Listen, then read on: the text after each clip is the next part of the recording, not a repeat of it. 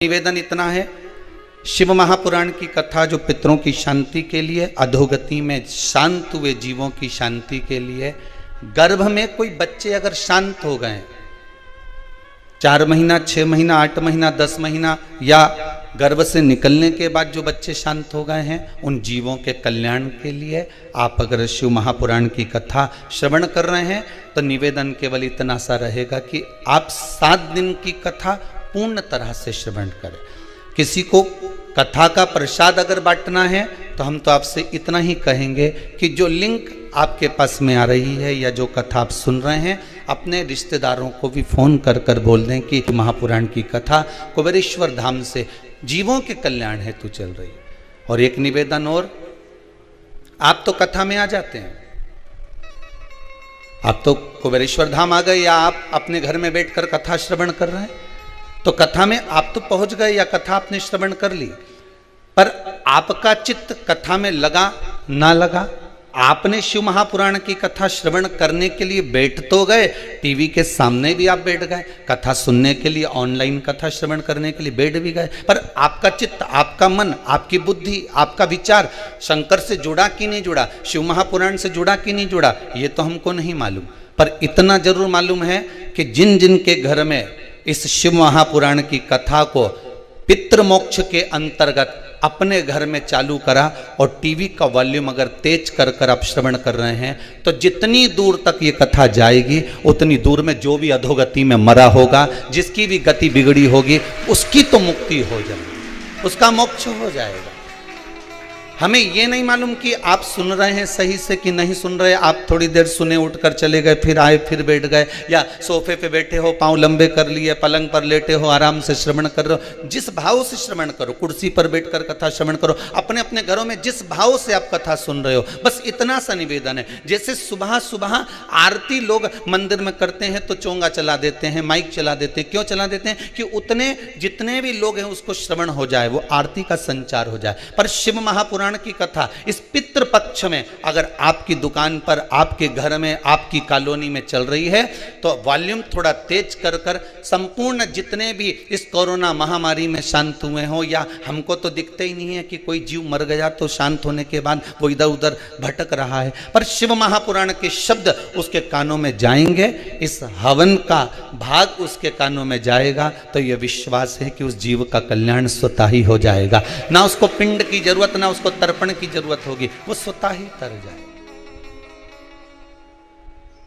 साधारण सी शिव महापुराण की कथा नहीं है महाराज। जब भगवान देवाधिदेव महादेव ने भगवान ब्रह्मा जी से कहा कि सृष्टि का संचार करिए, सृष्टि का निराकरण करिए, इस सृष्टि को निर्माण करना प्रारंभ कर दीजिए, भगवान शिव ब्रह्मदेव से कह रहे हैं आप सृष्टि को रचिए।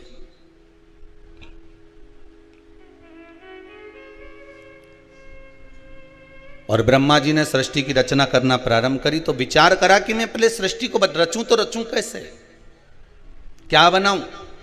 भगवान शंकर ने अपना अर्धनारीश्वर स्वरूप का दर्शन दिया है भगवान ब्रह्मदेव को। ब्रह्मा जी आधा पुरुष बना दो, आधा स्त्री बना दो। अब ब्रह्मा जी की बुद्धि में क्या बैठा? देखो, कथा कहने वाला व्यक्ति कथा कह देगा, माता पिता को जो शब्द कहना है वो माता पिता कह देंगे, घर के बुजुर्ग को जो शब्द कहना है वो घर के बुजुर्ग कह देंगे। पर आपकी बुद्धि कैसी है, आपका चित्त कैसा है, आपका विवेक कैसा है, आप कितना किस तरह से झेल रहे हैं, कितना किस तरह से ग्रहण कर रहे हैं, ये आपके ऊपर है। एक गिलास में पानी है, थोड़ा सा भरा हुआ, 2 व्यक्ति बैठे हैं, आपने एक से कहा ले साहब पानी पी लो, तो वो बोला ये आधा गिलास तो खाली है। फिर दूसरे के पास लेकर गए, ले साहब पानी पी लो, हाँ साहब लाई दीजिए। पर एक बात अच्छी करी आपने साहब कि आधा गिलास भर के लेके आए। जिसने लिया दूसरे ने, उसने कहा अच्छा हुआ आपने आधा गिलास भर के लेके आए। उसने पूछा क्यों? अगर पूरा गिलास भर के लेके आते तो झलक जाता तो मेरे कपड़े गीले हो जाते। अब एक व्यक्ति कह रहा है कि ये आधा गिलास खाली है और दूसरा व्यक्ति कह रहा है कि आधा गिलास अच्छा हुआ तुम भर कर लेकर आए। इसमें अच्छा हुआ ये आधा गिलास भरा है, अगर मालूम पड़े पूरा भरा होता तो आधा तो झलक जाता, आधा तो गिर जाता। ये अच्छा हुआ कि आप आधा भर कर लेकर, गिलास वही था, पानी भी उतना ही था, पर व्यक्ति की सोच पर आधारित है। एक को खाली नजर आ रहा है, एक को भरा हुआ नजर आ रहा है। खाली नजर आने वाले को खाली ही दिखेगा, भरे नजर आने वाले को भरा ही दिखेगा। एक बड़ा सुंदर संवाद है महाराज जी। ब्रह्मा जी क्या विचार कर रहे हैं कि अर्धनारीश्वर स्वरूप का दर्शन दिया, तो ब्रह्मा जी ने विचार कर लिया कि मुझे आधा पुरुष बनाना है, आधा स्त्री बनाना है। भगवान शंकर ने कहा था एक पुरुष बनाना, एक स्त्री बनाना। आधा आधा का मतलब है कि आधे ये बना तो आधे ये बना, पर उनकी बुद्धि में तो ये बैठ गया कि आधा आधा मिलाकर बना देना है। जितना हम ग्रहण कर रहे हैं, एक गुरु जी के 2 चेले भोजन करने के लिए गए। अब गुरु जी के चेलों ने भोजन करने के लिए जजमान क्या गए, जजमान ने उनको भोजन कराया, बड़े प्रेम से जिमाया। दोनों चेले वापस आए, एक बड़ा प्रसन्न था, दूसरे का मुख उतरा था। गुरु जी ने पूछा क्या बात है, आपका चेहरा क्यों उतरा हुआ है बेटा? चेला बोला बस गुरुजी पूछो ही मत। क्यों, जजमान ने दोनों में कोई दिक्कत दे दी क्या? इसका मन प्रसन्न है और इसका मन डाउन है, ये थोड़ा सा उतरा हुआ है। तेरे को आसन अच्छा नहीं लगाया था क्या? नहीं, दोनों को एक जैसा आसन लगाया था। अच्छा, तो भोजन में अंतर था क्या? इसको ज्यादा खीर खिला दी हो, तेरे को खीर कम दे दी हो? नहीं नहीं गुरुजी, भोजन भी एक जैसा खिलाया। तो दक्षिणा कम थी क्या? नहीं नहीं गुरुजी, 2-2 रुपए दोनों को दिए। फिर दिक्कत क्या हुई वे बता? तो चेला बोला कि गुरुजी मेरा मुंह इसलिए उतरा है, मैं तो सेठ जी के यहां भोजन करने गया था, तो मुझे लगा था कि सेठ जी 10 रुपया देंगे, पर उनने तो जम के तो बोलो 2 रुपए ही दिए। अच्छा, फिर गुरुजी ने पूछा दूसरे चेले से, ये बता तू इतना प्रसन्न क्यों है? अरे गुरुजी, मुझे तो लग रहा था कि सेठ जी इतना कंजूसड़ा है, इतना कंजूसड़ा है कि 8 आने से ज्यादा देगा नहीं या 1 रुपया से ज्यादा देगा नहीं, पर जब मैं भोजन करने गया और उसने 2 रुपए दिया नहीं, तो हमारा तो दिल प्रसन्न हो गया गुरुजी, इतना आनंदित हो गया कि मेरा मन प्रसन्नित हो गया। दोनों गए थे भोजन करने के लिए, दोनों को आसन लगाया गया, दोनों को भोजन कराया गया, दोनों को दक्षिणा दी गई। बस एक चेले के मन में थोड़ी आशा ज्यादा लग गई थी कि इतना मिलेगा, और दूसरे के मन में यह था कि थोड़ा भी मिल गया, अगर प्रेम से मिल गया और विश्वास से मिल गया, सत्यता में मिल गया, ईमानदारी का मिल गया, थोड़ा सा भी मिल गया, तो ये मेरी जिंदगी संवार देगा। एक को 2 रुपए मिले, वो जिंदगी को संवारने वाले थे, और दूसरे को जो 2 रुपए मिले, वो आशा इतनी लगा के बैठा था कि 10 रुपया मिलेगा, न ऐसा होगा न वैसा होगा। सब आस पर पानी फिर गया तो दिल दुख गया।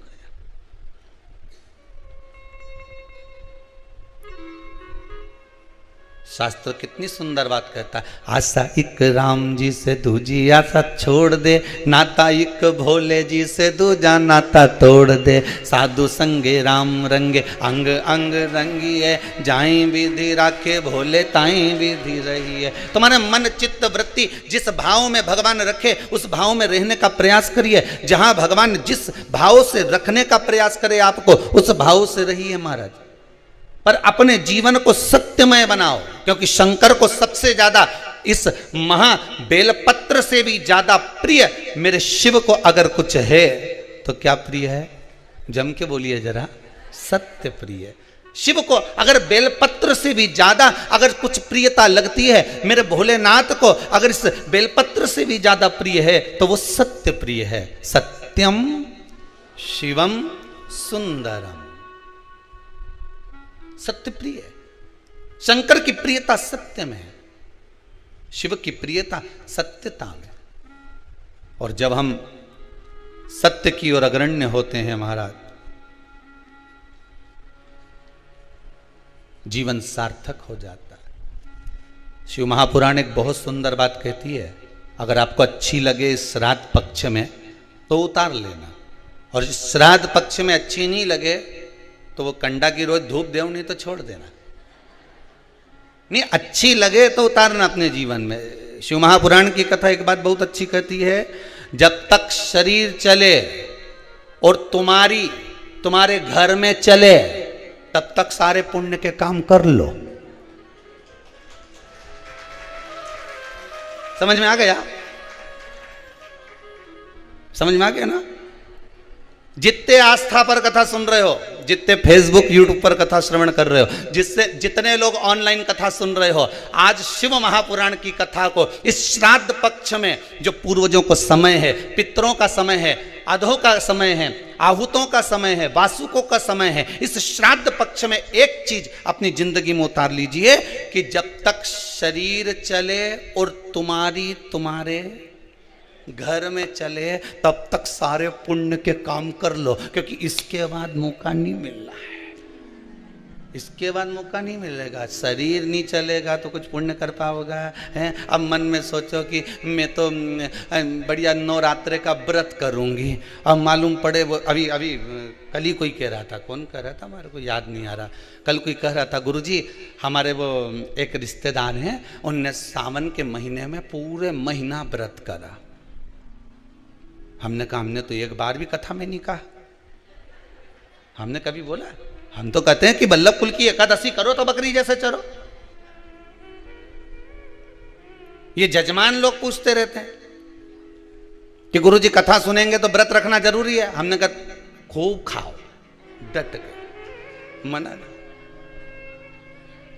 अब मालूम यहाँ तक हम तो कह देते हैं महाराज जी, श्रीमद् भागवत में कहा कि भागवत सुनने का नियम क्या है। शिव महापुराण में ये वर्णन नहीं करा कि भागवत में वर्णन क्या कि श्रीमद् भागवत कथा श्रवण करने का नियम क्या है। तो कहा एक फल का सेवन करो, श्रीमद् भागवत कथा को पूरी सुनो। हम भी कहते हैं एक फल का सेवन करो, शिव महापुराण पूरी सुनो। इतने में काम नहीं चले तो एक समय फलहार करो।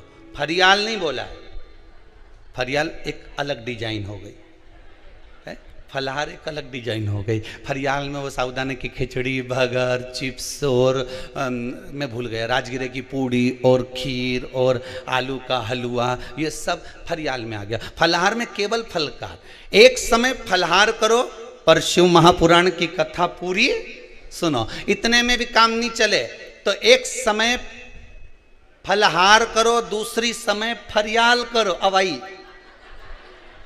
वही साबूदाने की खिचड़ी, अब आ गई फरियाल करो, पर शिव महापुराण की कथा जम के तो बोलो, जरूर सुनो। इतने में भी काम नहीं चले तो एक समय फरियाल करो, फलार नहीं, फरियाल करो, पर शिव महापुराण की कथा पूरी सुनो। इतने में भी काम नहीं चले तो एक समय फरियाल करो, दूसरे समय भोजन करो, पर शिव महापुराण की कथा जरूर सुनो। और अच्छे से सुन लो, इतने में भी काम नहीं चले तो दोनों समय भोजन करो, पर शिव महापुराण की कथा सुनो नहीं, जरूर सुनो। और इतने में भी काम नहीं चले तो कथा में जब जाओ तो टिफिन लेके बैठ जाओ, पर शिव महापुराण की कथा जरूर सुनो। पर कथा नहीं छोड़ना, अपन काय को कथा छोड़े?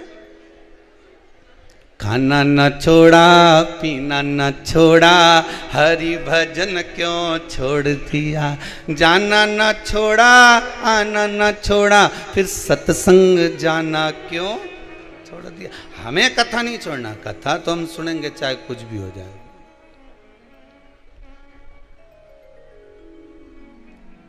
चित्त वृत्ति में रख जाए कथा।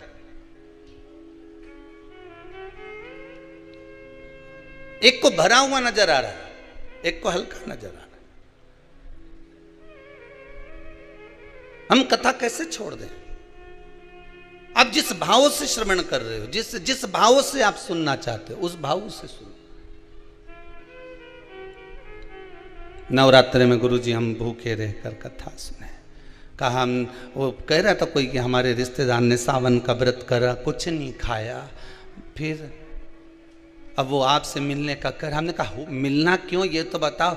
ना जाने कौन सी व्रत में ना जाने क्या खा लिया कि एक नाड़ी में कुछ ऐसा हो गया है, तो वो 2-3 दिन से हॉस्पिटल में पड़े। तो हमने कहा हमने नहीं किया था व्रत करो, हम तो के खूब चरो। अब मालूम पड़े तुम्हें शुगर बीपी और हम कह दे व्रत करो। 2-3 दिन तक तो कथा सुनोगे, चौथे दिन मालूम पड़े बीपी शुगर ऊंचा नीचा हो गया, तुम हॉस्पिटल में पड़े, कथा कौन सुनेगा? इसलिए तुम तो सुनो। कौन किस भाव से कथा रस तत्व को ग्रहण कर रहा है।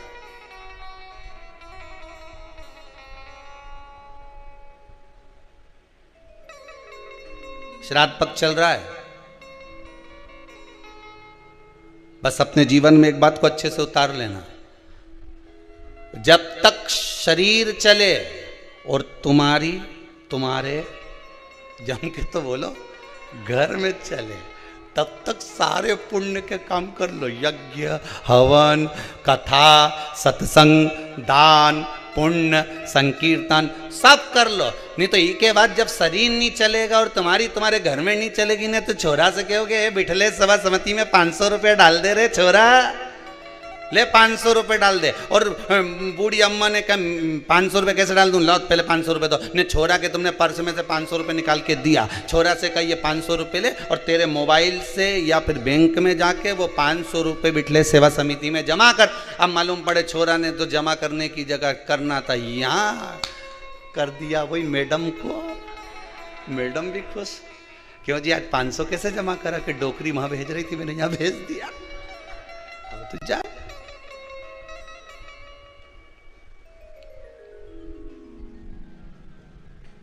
शरीर चले और तुम्हारी घर में चले, जब तक खूब पुण्य करो सा, क्योंकि शरीर चलना जब बंद हो जाएगा, सही साथ नहीं देगा, तो फिर व्रत करोगे तो हो पाएगा? बोलो तोरी जीजियो, होगा कहीं नहीं। जितनी आस्था पे सुन रही हो बोलो तो सही है, हो पाएगा नहीं। अभी नवरात्रे लगने वाले हैं, अभी श्राद्ध जाएंगे और माता जी बैठ जाएंगे। अब कोई कहे कि हम तो एक लौंग पे व्रत करें, कोई कहे कि हम तो केवल 1 गिलास दूध पीकर हम व्रत करेंगे, कोई कहे कि हम तो एक समय फलाहार करेंगे। जैसा तुम्हारा शरीर सधे उसको साध लो।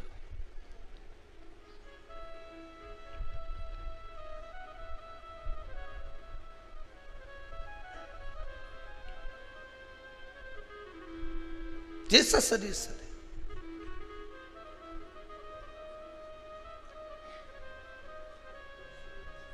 एक जंगल में शेर 14 दिन तक भूखा था। कितने दिन? जम के बोलिए। 14 दिन तक भूखा था। एक संत के पास सूचना आई कि 14 दिन से शेर भूखा है। संत ने कहा अब इसको तो भगवान मिल जाएगा, ये पक्का है। कुछ नहीं खाया। 20 दिन निकल गए।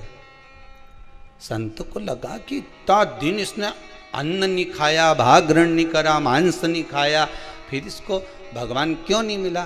तो भगवान से पूछा संत ने, ये बताओ कि शेर भूखा था तो तुमने इसको दर्शन क्यों नहीं दिया? भगवान बोले दर्शन तो दे देता था, परंतु ये शेर मेरे लिए भूखा नहीं था, ये रोज भूखा रहता था, खाने के चक्कर में ढूंढता रहता था कि कुछ खाने का मिल जाए, पर इसको खाने का नहीं मिला, भूखा रहना पड़ा। शास्त्र कह रहा है, बड़ा सुंदर चरित्र। इस मन को भगवान में लगा। तुम सोचो कि भूखे रह जाओगे तो भगवान मिल जाएगा। भगवान के भूखा रहने से मैं नहीं मिलता, मैं तो तेरे भीतर की जो काम, आसक्ति, तृष्णा, लोभ, विषय, वासना, झूठ, प्रपंच, छल, ये सब तू जब समाप्त कर देगा मैं मिल जाऊंगा।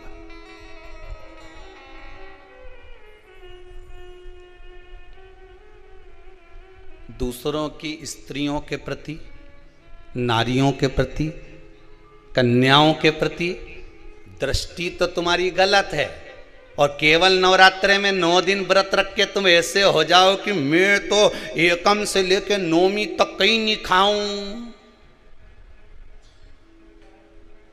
केवल नवरात्रे में ये उसी में कहा है कि सावन के महीने में त्रिपुंड लगा लिया, सावन के महीने में व्रत रख लिया, सावन के महीने में दाढ़ी बढ़ा ली, बाल बढ़ा लिया और सोचा कि मुझे शंकर जी मिल जाएगा। शंकर जी के या बरसाती मेंढा कौन के मैं अच्छे से पहचानू रे? भोलानाथ जी भी कहें इनके बरसाती के मेंढा कौन को मैं पहचानूं, ये बरसात में ही निकले केवल, उसी तरह सावन में नजर आए। तो ये ढोंग और प्रपंच भगवान को प्रसन्न नहीं है। भगवान को प्रियता निर्मल मन सो मोहि पावा, मोहि छल छिद्र कपट ना भावा। भगवान को प्रियता क्या है? केवल एक निर्मलता का स्वभाव, निर्मलता का मन, चित्त, वृत्ति, तुम्हारा अच्छा भाव। भगवान को ये नहीं चाहिए कि तुम भूखे कितने हो, भगवान ये नहीं देखता कि तुमने कितने समय तक तप करा, भगवान तो ये देखता उस तप में तुमने मेरा ध्यान कितना करा। माता जी का अगर व्रत कर रहे हो तो तुम कितनी देर माता की स्तुति कर रहे हो, तुम कितनी देर भगवान का भजन कर रहे हो, तुम कितनी देर भगवती स्मरण कर रहे हो। मालूम पड़े स्तुति करी कुछ नहीं और व्रत बहुत लंबा रखा, भगवान कैसे मिलेगा? साल भर, पूरे वर्ष भर नारियों को, स्त्रियों को, अन्यों को निहारते रहे, सबके लिए गलत सोचते रहे और मालूम पड़े नवरात्रे में मैंने 9 दिन व्रत रख लिया, अब 10वें के दिन कौन छोड़े, एकादशी का व्रत और करूंगा फिर द्वादशी के छोड़ूंगा। कहीं कहीं का ऐसा भी भेरू है। उस चित्तवृत्ति में तुमने भगवान को कितना रिझाया। तुम करो व्रत, खूब करो, डट के करना। तुम दान करो, डट के करो, कोई दिक्कत नहीं। तुम कमाई करना तो भी डट के करना। तुम्हें जो करना है अच्छे से करो, दिल से करो। पर जितने दिल से तुम कमाई करते हो, जितने दिल से तुम दूसरा कार्य करते हो, उतने दिल से अगर आप व्रत कर रहे हो तो उस व्रत में उतने ही दिल से भवानी का स्मरण भी करना, शंकर का अनुमोदन भी करना, राम और कृष्ण का भजन भी करना, भगवत भक्ति में उतना डूबना जिससे परमात्मा तुम्हें प्राप्त हो जाए।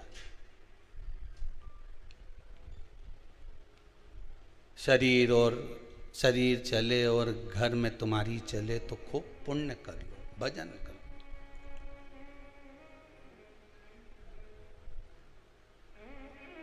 कईयों की तो टीवी देखते समय टीवी के सामने ही नहीं चले, दादी रिमोट दे दे मेरे को, अभी मेरा डोरेमोन आ रहा है, रिमोट दे। दादी के एक दूनी धर के सियोर वाला महाराज आई रिया, चला दे बता, पितृ मोक्ष कथा वाची रिया, तू डोरा मोहन देखी रिया, दे इधर। वो गया और उसने नहीं दिया, दादी ने रिमोट, तो मैं टीवी के पास पहुंच कर खटका ही बंद कर दिया, ले देख ले, अब देख। अब दादी भी ऐसी, मैं टीवी के बाजू में बैठी खटका चालू करके, अब आ तू।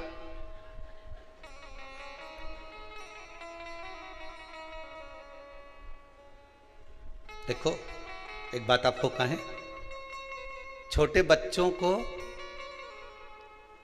उपहार बड़ा प्रिय लगता है, लगता है ना, कुछ चीज दोगे, गिफ्ट दोगे, बड़ा प्रिय लगता है। और बच्चों ने कुछ मांगा, उपहार तुम कुछ नहीं दे पाए तो बच्चा रोएगा कि नहीं रोएगा?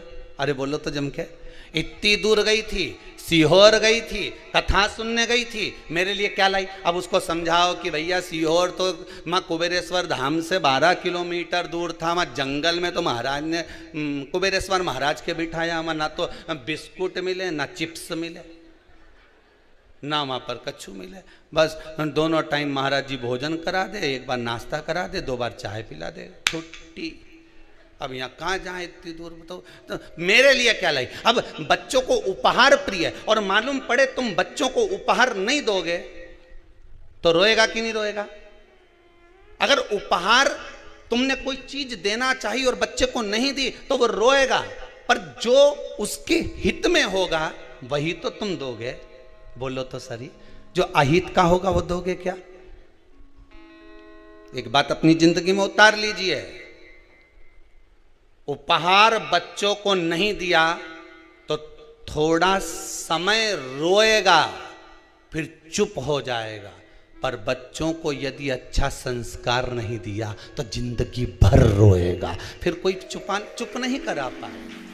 उपहार नहीं दिया तो बच्चा थोड़े समय रोता है, चुप हो जाता है, पर बच्चों को यदि अच्छा संस्कार नहीं दिया तो बच्चों को जिंदगी भर रोना पड़ता है, जिंदगी भर। अब उपहार जरूरी है कि संस्कार जरूरी है?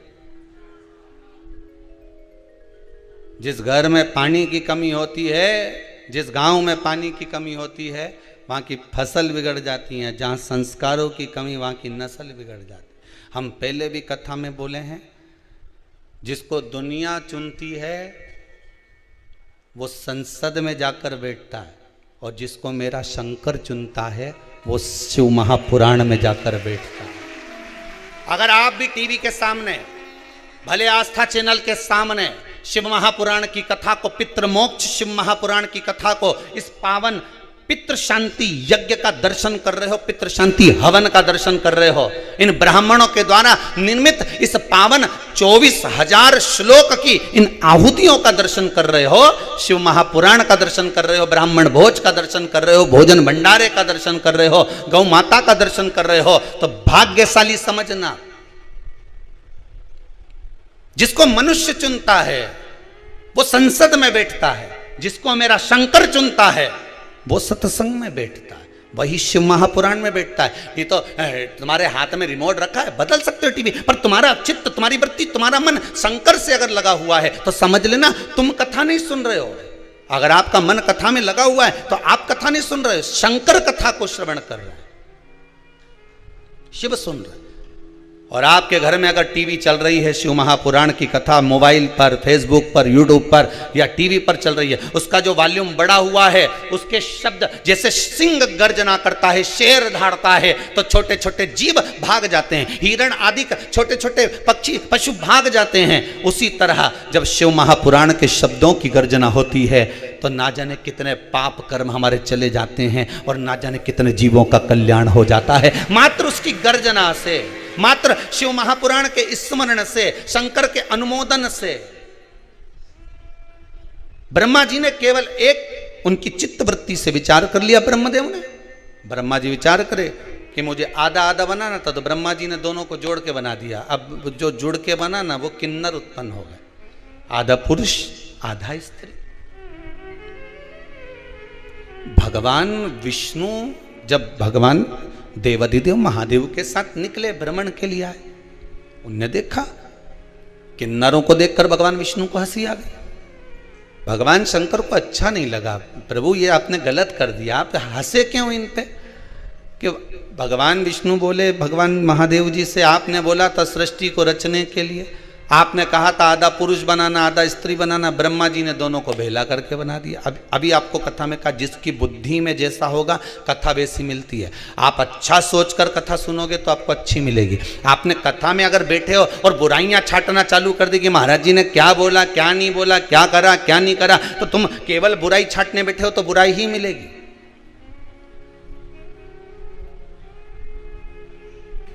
केवल बुराई नजर आएगी। जब तक तुम्हारे छोरे की शादी छोरी से नहीं हो जाए तब तक छोरी ऐसी लगे इतनी बढ़िया लड़की है गुरुजी, ऐसी बढ़िया, उसका परिवार का लोग भी अच्छा है, उसकी माँ तो इतनी सीधी बापड़ी, उन्हें बोलना ही नहीं आए, बहुत बढ़िया। उसका पिताजी बेचारा दुकान पे जाए न जाए, 2-3 भाइयों का परिवार है, दोनों तीनों भाइयों तो बेचारा खूब चतुर ने, बेचारा यही हमारा BI जी घना सीधा अच्छा, और उनका छोरा भी इतना बढ़िया बेचारा, इतना सीधा साधा, ने पूरे परिवार का गुणगान गाओ। कब तक? जब तक भावन नहीं टल जाए। और जी दिन शादी करके आई, उसका 1 साल निकलिया,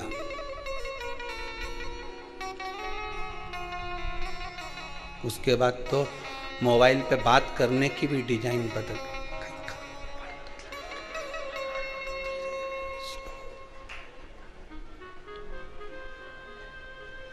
अब बेटी पूछे मम्मी क्या हुआ, बड़ी दुखी, मारे कहीं मालूम था, मैं तो हीरा समझी थी, कोयले की खदान निकली।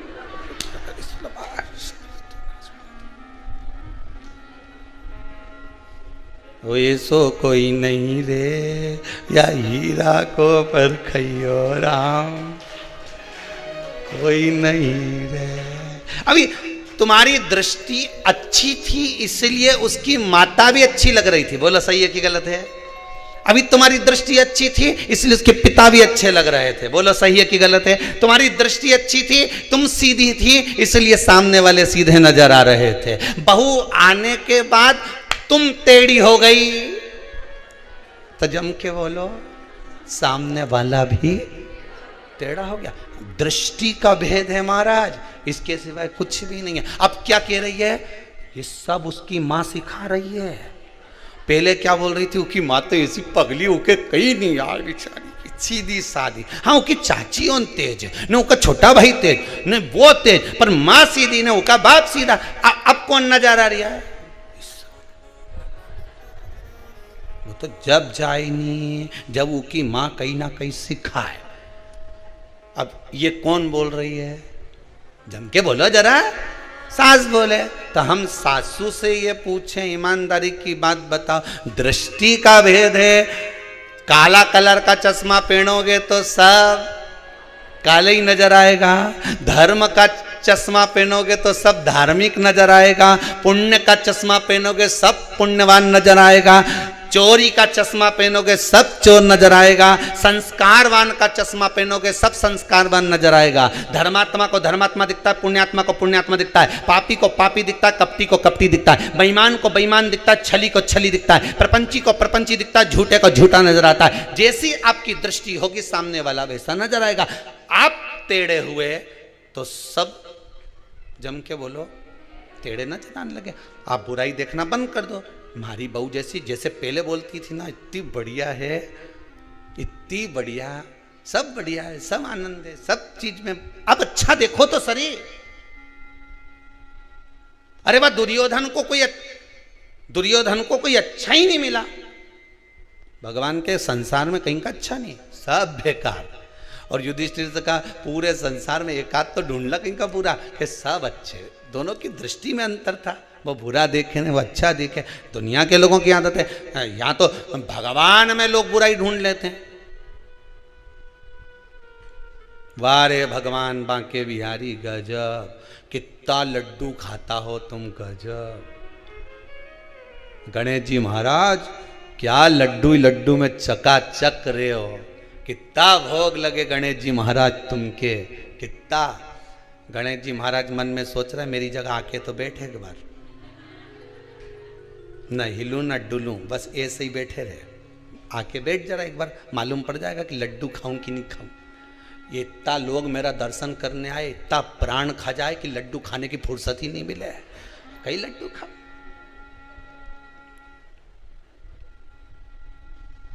तू आ तो सही एक आध बार हमारी जगह बैठ के तो देख।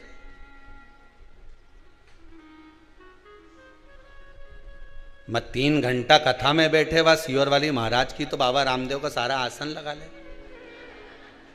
तो, और मेरे से कहे कि गणेश जी तुम सुखी, गणेश जी के महाकाय का सुखी हुए, तो बैठा बस सूंड लगाई और उनने तो बस सूंड लगाई। सुख कहां? अच्छा देखोगे अच्छा मिलेगा।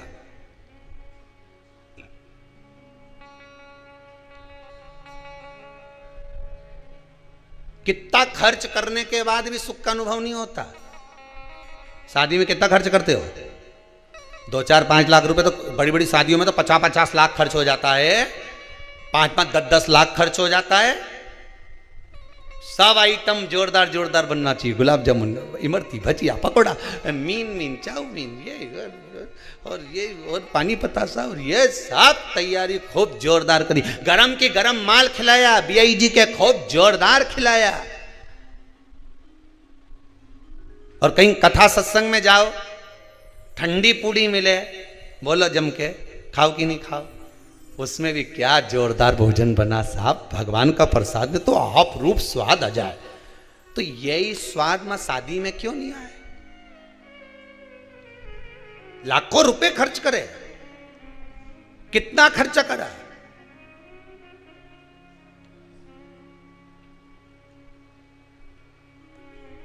कथा में खर्च करा और एक शादी में खर्च करा, दोनों में अंतर है। शादी में जो खर्च करा वो 2 साल में मालूम पड़ जाएगा। जैसे ही बहू आएगी नहीं और जोरदार जब झड़ेगी गुलाब जामुन, रबड़ी, जब सोन पपड़ी झड़े का मुंडा से, तब मालूम पड़ेगा।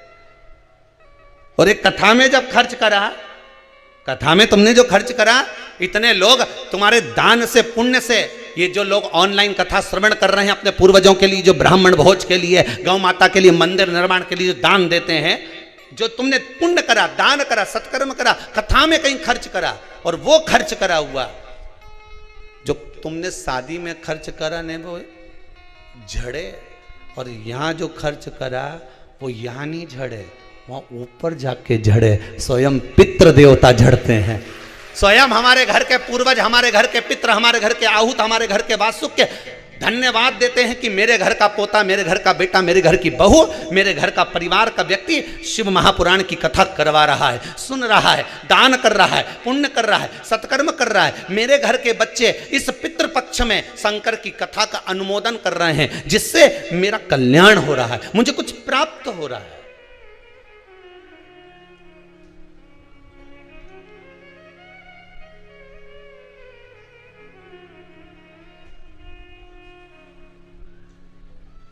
कुछ मिल रहा है। आपकी बुद्धि जैसी होगी, चित्तवृत्ति जैसी होगी, वैसा हमें प्राप्त हो रहा है, वैसा हमें मिल रहा है।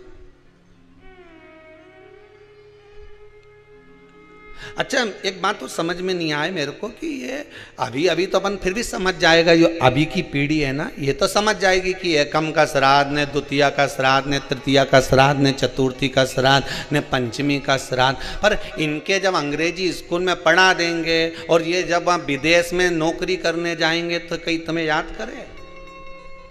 अरे बोलो तो सही, निपटा हुआ के कौन याद करेगा कि हमारा पिताजी एकम के गया, काका जी ने दूज के गया था, तीज के गया था। अब तुम वो अपनी पत्नी के भी थे कि वो दूज का श्राद्ध है हमारा दादाजी का, तो पत्नी बोले कहाँ की दूज, और बोल भी मत देना दूज, नहीं तो वो दूज,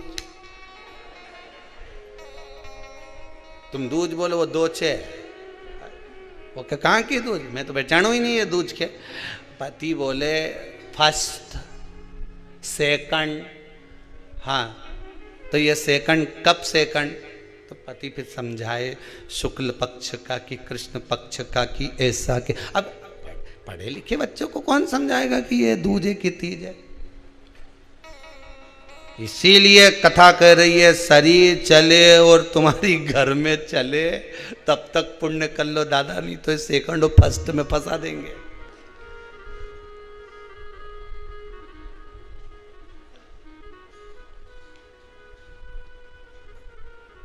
कहीं नहीं जाए। पहली रोटी किसकी बनती घर में?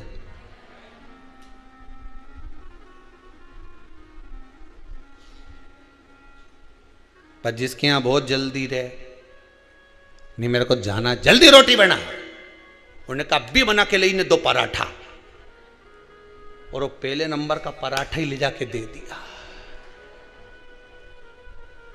अब तुम तो बोले कि पहली रोटी गाय की, तो क्या रोटी और पराठा में अंतर है? पर यह शास्त्र के कि तवा पे तो डली नहीं, कढ़ाई पे तो पड़ी नहीं, मतलब जो पहली बनी वही पहली जाना थी। पर के अब उनके जल्दी जाना था तो रोटी, अब किसी ने कथा में कह दिया कि बता हमने तो सियर वाला महाराज का मुंडा से सुनी थी कथा, वो में कहा था कि पहली रोटी गाय के देना चाहिए, तुमने पहला पराठा बना के उनके गाय खिलाया, तो क्या कहीं गौ माता से कम है? कहीं पवित्र गौ माता। पहली रोटी गाय को दे दो। 16 श्राद्ध में, श्राद्ध पक्ष में जो लोग गया जी नहीं जा सकते, ब्रह्म कपाली करने नहीं जा सकते, किसी जलाशय पर जाकर तर्पण तिलांजलि नहीं कर सकते, तो गरुड़ पुराण कहती है 16 श्राद्ध में 16 दिन तक गया फाल्गुन नदी का पूरा पुण्य, गया सुर का मुख का हस्त कमल का पूरा पुण्य गाय माता के मुख में आकर विराजमान हो जाता है। 16 श्राद्ध में गाय को एक रोटी अगर दी जाती है तो गया जी में पिंड दान करने का पूरा पुण्य फल जीव को प्राप्त हो जाता है, जीव को प्राप्त।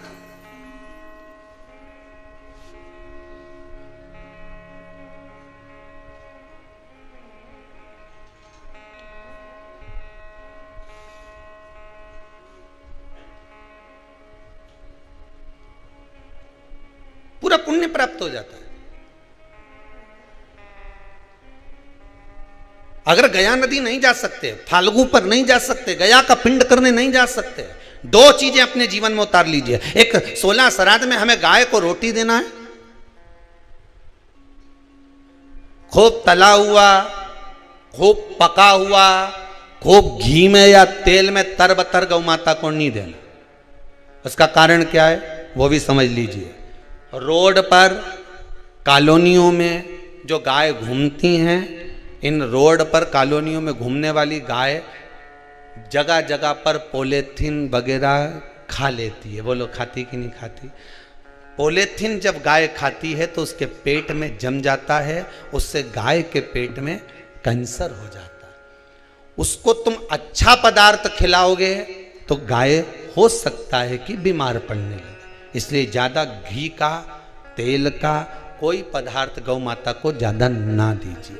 इसलिए हमने जैसे आपको कहा कि निःशुल्क पितरों की शांति के लिए जो कोरोना में शांत हो गए उनके लिए ये यज्ञ रखा है, हवन रखा है। हमने तुरंत आशीष जी को, समीर जी को ये बात कही कि एक काम करो, साथ में हवन तो चल ही रहा है, थोड़ी सी लापसी तैयार करो। और लापसी तैयार करके गौ माता को प्रतिदिन जो जो शांति में उनके निमित्तार्थ थोड़ा थोड़ा सा गौग्रासी जाए पर जाना चाहिए। एक हवन वो जो अग्नि में साकल्य छोड़ी जा रही है, जो गाय का घी छोड़ा जा रहा है और पितरों को मिल रहा है, और दूसरा गौ माता के 16 दिन तक 16 श्राद्ध में मुख में गया क्षेत्र रहता है। गया जी और ब्रह्म कपाली के पिंड का दान पुण्य अगर कहीं प्राप्त करना है तो गाय के मुख में मिलेगा। गाय के मुख क्यों दी जाता है कौवा को भोजन? श्राद्ध पक्ष में कौवे को भोजन क्यों दिया जाता है? क्यों छत पर ले जाकर रोटी का टुकड़ा डालते हैं? काशी, कांची, अवंतिका, अयोध्या आदि जितने पावन क्षेत्र हैं, जगन्नाथ, द्वारका, रामेश्वरम, बद्री नारायण, जितने जितने पुण्यशाली क्षेत्र हैं, मथुरा आदि जितने, वृंदावन आदि जितने पुण्य क्षेत्र हैं, शिव महापुराण की कथा में, स्कंद पुराण में लिखा है कि जितने पुण्यशाली क्षेत्र हैं, सारे पुण्यशाली क्षेत्र, चाहे चित्रकूट हो, अयोध्या हो, काशी हो, उज्जैनी हो, त्र्यंबकेश्वर हो, जितने पुण्यशाली क्षेत्र हैं, सारे पुण्यशाली क्षेत्र में पिंडदान होता है। बोलो मालूम है कि नहीं आपको? मालूम? सब दूर तर्पण होता है, सभी जगह पिंड होता है, सभी जगह तर्पण होगा, पिंड होगा। तो श्राद्ध पक्ष में तुम इतनी सारी जगह जाकर तर्पण कर सकते हो क्या? जम के बोलिए, नहीं कर सकते। इतनी सारी जगह जाकर पुण्य कर सकते हो क्या? नहीं कर सकते। इतनी सारी जगह जाकर तुम ब्राह्मण को भोजन करा सकते हो क्या? नहीं। इतनी सारी जगह जाकर ना पिंड दे सकते, ना तर्पण कर सकते, या पुण्य कर सकते। अब ये 16 दिन में इतने तीर्थ कितने हजारों में तीर्थ, इतने तीर्थ में जाकर कहां पुण्य करोगे, कहां पिंड दोगे? तो उसका एक निर्णय निकाल दिया कि पितरों के देवता आर्यमा कौवे पर बैठते हैं। काय पे बैठते हैं? कौवे पर। तो एक काम करो, जब हम पितरों के देवता आर्यमा कौवे पर बैठकर पितृलोक से 16 दिन जब भ्रमण के लिए निकलते हैं तो घूमते हैं, तो क्यों ना एक काम करें कि कौवे के लिए भोजन छत पे डाल दें। हमारे छत का कौवा जब अन्न का भाग ग्रहण करेगा, पितरों के देवता को बिठाकर जब घूमने के लिए निकलेगा, तो जहां जहां घूमने जाएगा, जब जब बीच में कोई तीर्थ पड़ जाएगा, तो वहां के पिंडदान का फल हमको मिल जाएगा। इसलिए कौवे को भोजन कराया जाता है।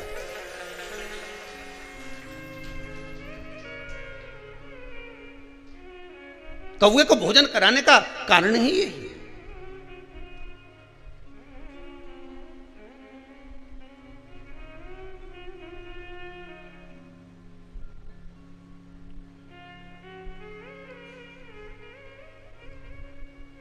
अभी गणेश जी विसर्जन हुए, गणेश जी को जल में विसर्जन किया, तो आपके मन में एक प्रश्न तो खड़ा होगा, आया तो होगा कि गणेश जी के 10 दिन तक बिठाओ, नित्य पूजन करो, ने पाठ करो, ने अर्चना करो, ने 10वें दिन इनके विसर्जन कर दो, और वो भी पानी में कर दो।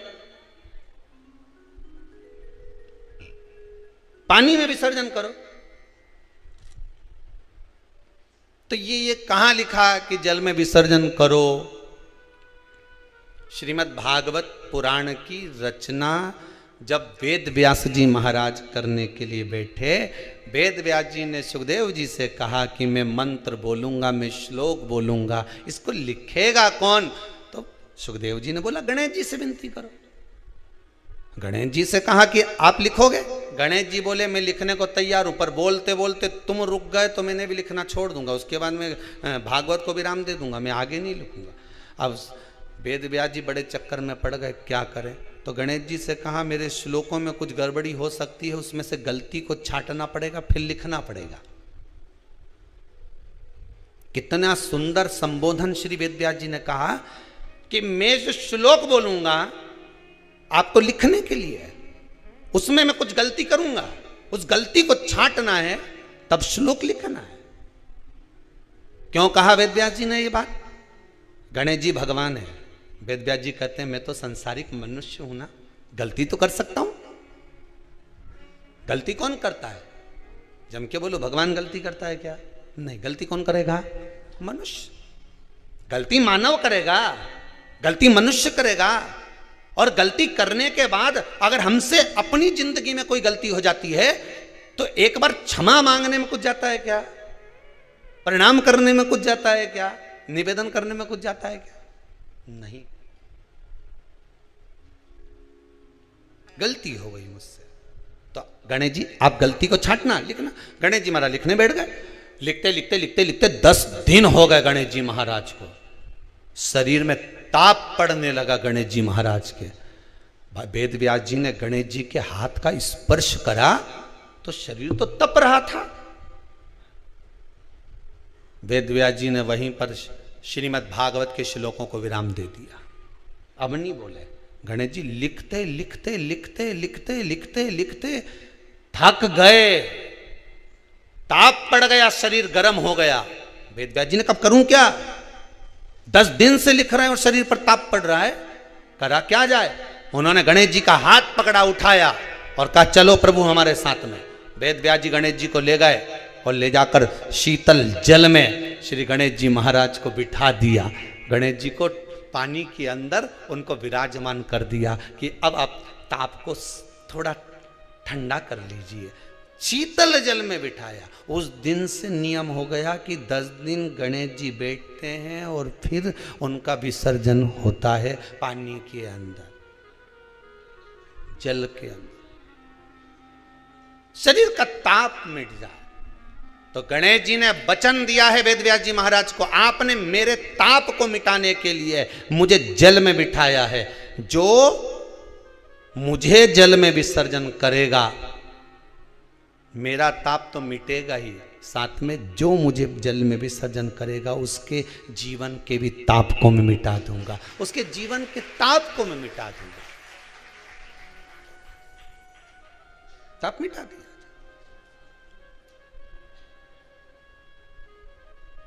पर करो गणेश जी का विसर्जन, मना नहीं है हो, पर अच्छे से करो रे हो। अब मैं छोरा छोरियों तो निशाना लगा है, वो हमारा गणेश जी जई रिया, वो हमारा सबसे आगे पहुंचा तो इधर वाला ने इधर से फेंका, हो गया। ये हमारे धर्म की हंसी उड़ा रहे हैं, ये हमारे धर्म की हंसी है।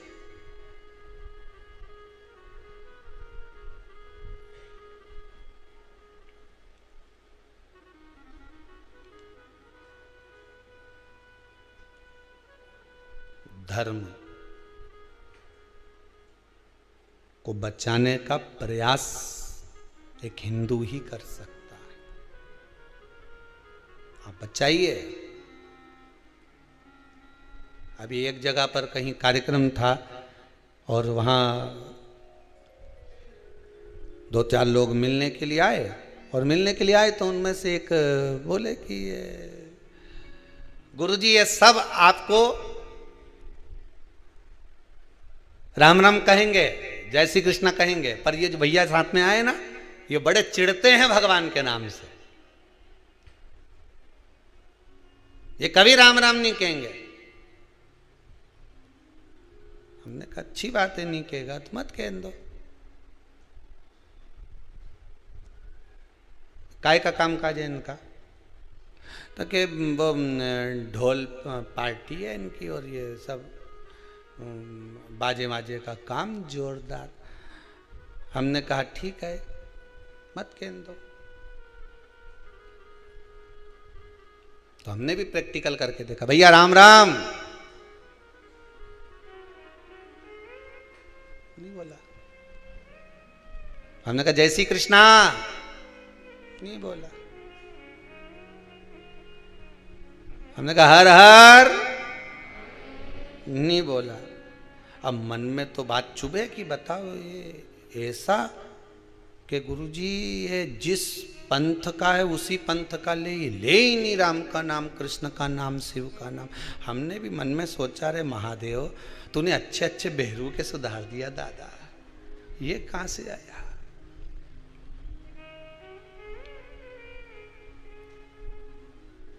अब अभी गणेश जी का विसर्जन था, तो हमने कहा जाओ उसी के यहाँ का बैंड बुक करके आओ और बैंड बुक करके आना और जितना मांगे उससे 2000 ज्यादा देना। और 2000 ज्यादा दिया, वो बैंड पे आए। अब वो हमने छोरा उनसे किया, जाओ जरा बोल के आओ कि पापियों के नाश को, धर्म के प्रकाश को, राम जी की सेना चली, जरा भजन गा। वो माइक दिया, उन्हें गाया। हमारे साथ में जो चल रहा था जो कि राम नहीं बोले, हमने कहा बोला राम बोला, राम बोला। तो उसको गुस्सा आ गई, जिससे हमने कहा देख वो राम बोला। तो ये तुरंत उसके पास गया छोरा, क्यों रे तू तो राम जी का नाम नहीं लेता था, आप कैसे लिया? पैसा मिला है तो बोलना तो पड़ेगा।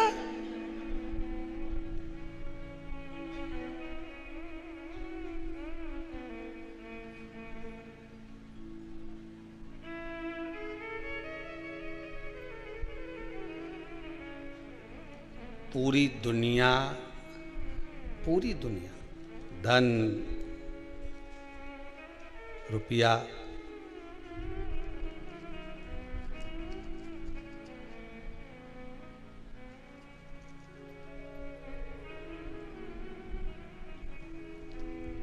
एक जरा सा कुछ कर्म भी किया जाए तो पूछ लिया जाए कि भाई धन कितना मिलेगा।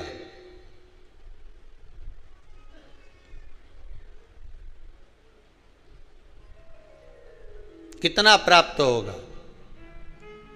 द्वारा किया गया भजन काम आ गया। कई माताएं आके कहती है हमारी बहू को कोरोना हो गया, कोई कहे हमारे इसको कोरोना हो गया। मोहल्ले में, सोसाइटी में, गली में, परिवार के लोगों को होना चालू हो गया था गुरुदेव।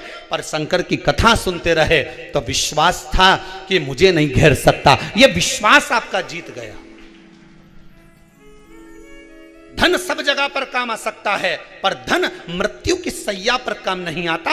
वहां केवल तुमने जो शिव महापुराण की कथा सुनी है, तुमने जो दान करा है, तुमने जो पुण्य करा है, तुमने जो सत्कर्म करा है, तुमने जो भजन किया है, जो तुम यहां आकर, ये कई माताएं अभी श्राद्ध पक्ष में जो कथा चल रही है, यहां आकर कई बर्तन की सेवा दे रही, मांजने में, कई भोजन बनाने में सेवा दे रही, कई कोई सेवा दे, कोई कई सेवा दे।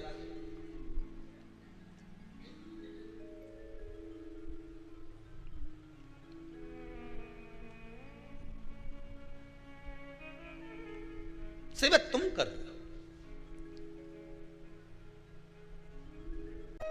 आपको लगता है कहीं कहीं कि मेरे पितर मुझ पर क्रोध कर रहे हैं।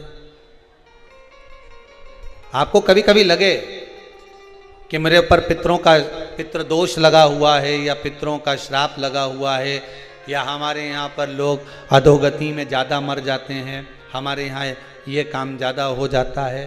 तो निवेदन है, श्राद्ध पक्ष चल रहा है, प्रयास करिएगा एक चावल की कटोरी में, कटोरी के अंदर थोड़ा सा चावल रख लीजिए कच्चा। उस चावल की कटोरी में एक बेलपत्र, थोड़ी सी दुर्वा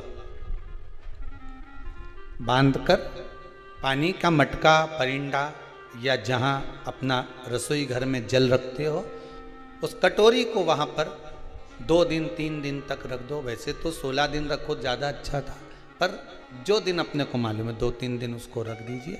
घी का दिया लगाइए। 3 दिन के बाद में उस दुर्वा को, उस बेलपत्र को शिव बाबा को ले जाकर समर्पित कर दो। चावल पूरे घर में घुमाने के बाद चिड़िया को या नदी में या किसी जीव को प्रदान कर दो। महाराज, पितृदोष के निवारण का सुंदर तरीका। कल आपको कथा में कहा था, अगर हम ब्राह्मण को भोजन नहीं करा पा रहे, गौ माता को भोजन नहीं दे पा रहे, श्वान को, कुत्ते को भोजन नहीं दे पा रहे, कौवे को भोजन नहीं दे पा रहे हैं, किसी कारणवश हम श्राद्ध नहीं कर पा रहे हैं, किसी कारणवश हम पूर्वजों को नहीं मना पा रहे हैं, ऐसा कोई घर नहीं जिसके घर के पितृ श्राद्ध पक्ष में पृथ्वी पर नहीं आते। तुम पूछो मत पूछो, तुम्हारे घर के पूर्वज तुम्हारे यहां जरूर आते। दरवाजे पर आकर खड़े होते हैं पितृ, दरवाजे पर आकर हमारे घर के पितृ खड़े होते हैं, स्मरण करते हैं कि हमको यहां से कुछ भाग प्राप्त होगा, कुछ मिल जाएगा, कुछ प्राप्ति हो जाएगी। सम्मुख में आकर खड़े होते हैं। एक पहले नैमिषारण्य में कथा सुनाई थी जटा और मठा की, आप लोगों को स्मरण होगा। 2 भाई हैं सगे। जटा की पत्नी बड़ी तेज थी, उसने पूर्वजों का पूरा धन अपने पास में रख लिया। श्राद्ध पक्ष में जटा और मठा की कथा का स्मरण होना चाहिए, पितृदोष से मुक्ति होती है। जटा की पत्नी बड़ी तेज थी, अपने पूर्वजों का धन पूरा रख लिया। एक दिन जटा की पत्नी ने जटा से कहा, मठा की पत्नी बड़ी तेज थी और मठा की पत्नी ने सब कुछ अपने पास में रख लिया। एक दिन मठा की पत्नी ने अपने पति मठा से कहा, सुनो स्वामी, एक काम करो। मठा ने पूछा, क्या? अब तुम्हारे भाई का तो कोई रोल रहा नहीं है, सब कुछ अपने पास आ गया है, क्यों फालतू का खर्चा करते हो, उसको घर में रखते हो, अलग करो। मठा ने आज जटा को बुलाया, जटा सुनो, अब हम तुम्हारे साथ नहीं रहना चाहते, जाओ। वही वाली बात आ गई, देख लिया संसार हमने, सब मतलब के यार हमने देख। तुम देते रहोगे, दुनिया को अच्छे लगोगे, देना बंद कर दोगे, दुनिया के लोगों में बुरे हो जाओगे। कोई तुम्हारे यहां मांगने आया, भैया देना 10,000, तुमने निकाल कर दे दिया, जी जी बहुत जोरदार, काका जी बहुत जोरदार। और दूसरी बार मांगने आया और तुमने नहीं दिया, फिर तो फोन आना ही बंद। सब मतलब के यार हमने देख लिया, देख लिया, कौन पूछे। मठा ने हटा दिया जटा को, जटा चले गया। जटा ने कहा, भैया कुछ प्रॉपर्टी का हिस्सा तो दो। काय की प्रॉपर्टी? तूने माँ बाप की सेवा करी? भैया सेवा तो मैंने नहीं करी ना, कौन ने करी? 2 भाई का हिस्सा तो होना चाहिए। नहीं दिया, धक्का मार कर निकाल दिया। एक बात अपनी जिंदगी में याद रखना, जमीन और जायदाद दुनिया के लोग, रिश्तेदार आपकी कब्जा कर कर रख सकते हैं। दुनिया के लोग आपका धन चुरा सकते हैं, दुनिया के लोग तुम्हारी दौलत चुरा सकते हैं, पर तुम्हारा भाग्य नहीं चुरा सकते। उस पर विश्वास रखना, उस पर विश्वास रखना, उस पर भरोसा रखना। ले ले जमीन, ले ले तो कितना लेगा, कितनी रजिस्ट्री कराएगा, कितना पैसा इकट्ठा करेगा, कर ले, ले जा। भाग्य ले जा सकता है, किस्मत ले जा सकता है? नहीं। उस पर विश्वास रखना कि ये ले गया, ले जान दो, पर तू है ना मेरे साथ। बहुत क्या करेगा ये? रख लिया मठा ने, जटा को नहीं दिया। जटा की पत्नी रोती हुई कहती है, स्वामी चलो। छोटा सा झोपड़ा, 2 आम का पेड़ था, एक आम के पेड़ से एक आम का पेड़ पे एक बांस बांधा, उसके दूसरी 2 लकड़ियां लगा के उस आम के बीच में दोनों झोपड़ा बनाकर रहने लगे। पितृपक्ष आ गया, श्राद्ध आ गया। मठा की पत्नी ने बोला, सुनो, हमारे रिश्तेदार तो हमारे आना ही छोड़ दिए। रिश्तेदार आना कब छोड़ते हैं? जब तुम्हारे भीतर अहंकार बहुत बढ़ जाता। जरा जरा सी बात में मैंने वो प्रॉपर्टी खरीद ली, मैंने हाथ का ब्रेसलेट खरीद लिया, महाराज छोरा तो कमाए, महाराज तो दुकान ऐसी चले। रिश्तेदार तुम्हारा बखान सुनने थोड़ी ना आए, रिश्तेदार तो तुमसे मिलने के लिए आए। दिल से मिलो, ये बखान दूसरी जगह करना। फिर अगर कहीं का बखान कर दे, वही वाली बात आ गई, हमने तो इतना मकान, हमारा ऐसा मकान, चीटी कह दे मेरे तेरे मकान में खूब घूमूने, तू मेरे मकान में घूम के बता। फिर वही वाली बात आ गई कि नहीं? तो घूम के बता दो फिर उस मकान में।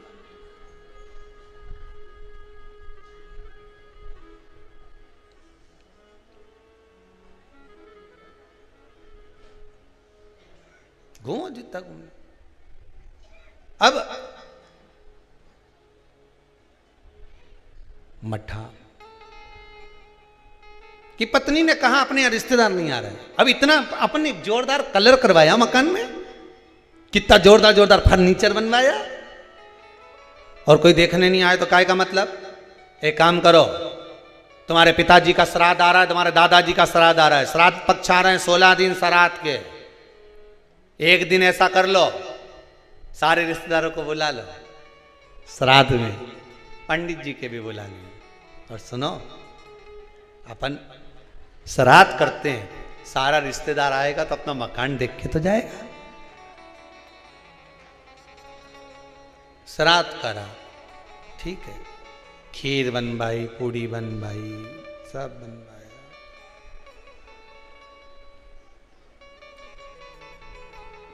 मठा की पत्नी ने करा। जटा की पत्नी बोली, सुनो, आज तुम्हारे दादाजी का श्राद्ध है, घर में कुछ है नहीं, पर सुनो, वो सामने जो व्यापारी है ना, जिसकी किराना की दुकान है, उससे आपकी अच्छी बनती है ना? हाँ, मेरा बचपन का दोस्त है, जाओ उसके यहां से कुछ थोड़ा सा लिया हो तो अपन खीर बना लेंगे, ब्राह्मण को दे देंगे, उसके घर पहुंचा देंगे। ब्राह्मण नहीं लेगा, नहीं आएगा तो गाय को दे देंगे, स्वान को दे देंगे। जाओ। वहां गया, सब मतलब के यार सबको।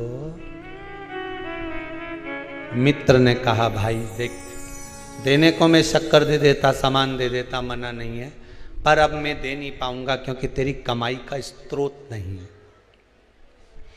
बैंक भी लोन उसी को देती है जिसकी फाइल में कमाई का स्रोत दिखता है।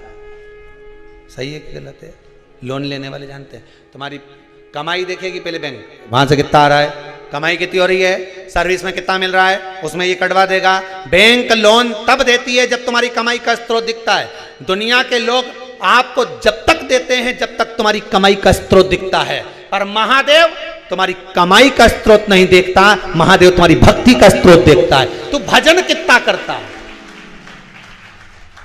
महादेव तुम्हारी कमाई के स्रोत देखकर नहीं देगा, महादेव भजन देखकर देगा कि तू भजन कितना करता है, तो कितना शंकर की कथा सुनता है, शिव महापुराण पर कितना विश्वास है तेरे को, शिव महापुराण की कथा में जो शब्द निकलते हैं उस पर कितना विश्वास है, महादेव ये देखकर देगा।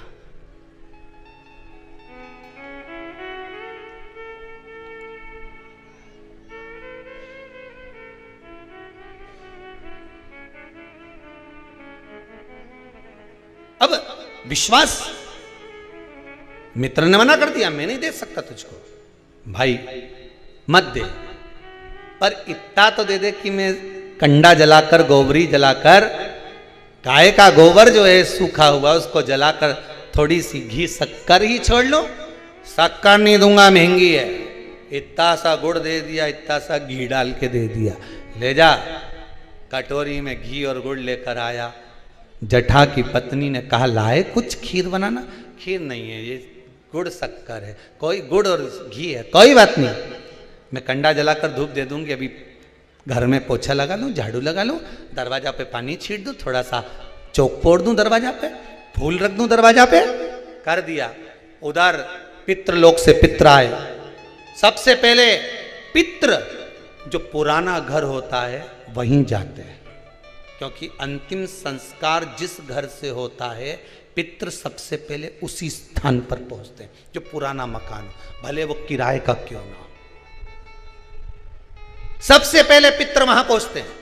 पितृलोक से पित्र आए, दरवाजे पर पहुंच गए। जैसे ही सबसे पहले मठा के घर में गए तो क्या जाकर देखा कि वहां तो रिश्तेदार पूरी सब्जी खा रहे हैं। सारे के सारे रिश्तेदार चकाचक भोजन कर रहे, ना तो धूप छूटी, ना गाय का दिया, ना स्वान का दिया, क्योंकि इनको तो श्राद्ध केवल लोगों को दिखाने के लिए करी थी। वहां तो ना तो धूप छूटी, ना गाय का भोजन दिया, ना स्वान का भोजन, ना कौए का भोजन, ना ब्राह्मण भोजन दे दिया। पितृ भूखे, विचार करा क्या करें कि छोटा छोरा रे, हमारा पोता रे छोटा, पर उसके घर में कुछ भी नहीं है, क्या देगा वो। फिर भी चलो भूखे रहेंगे साल भर।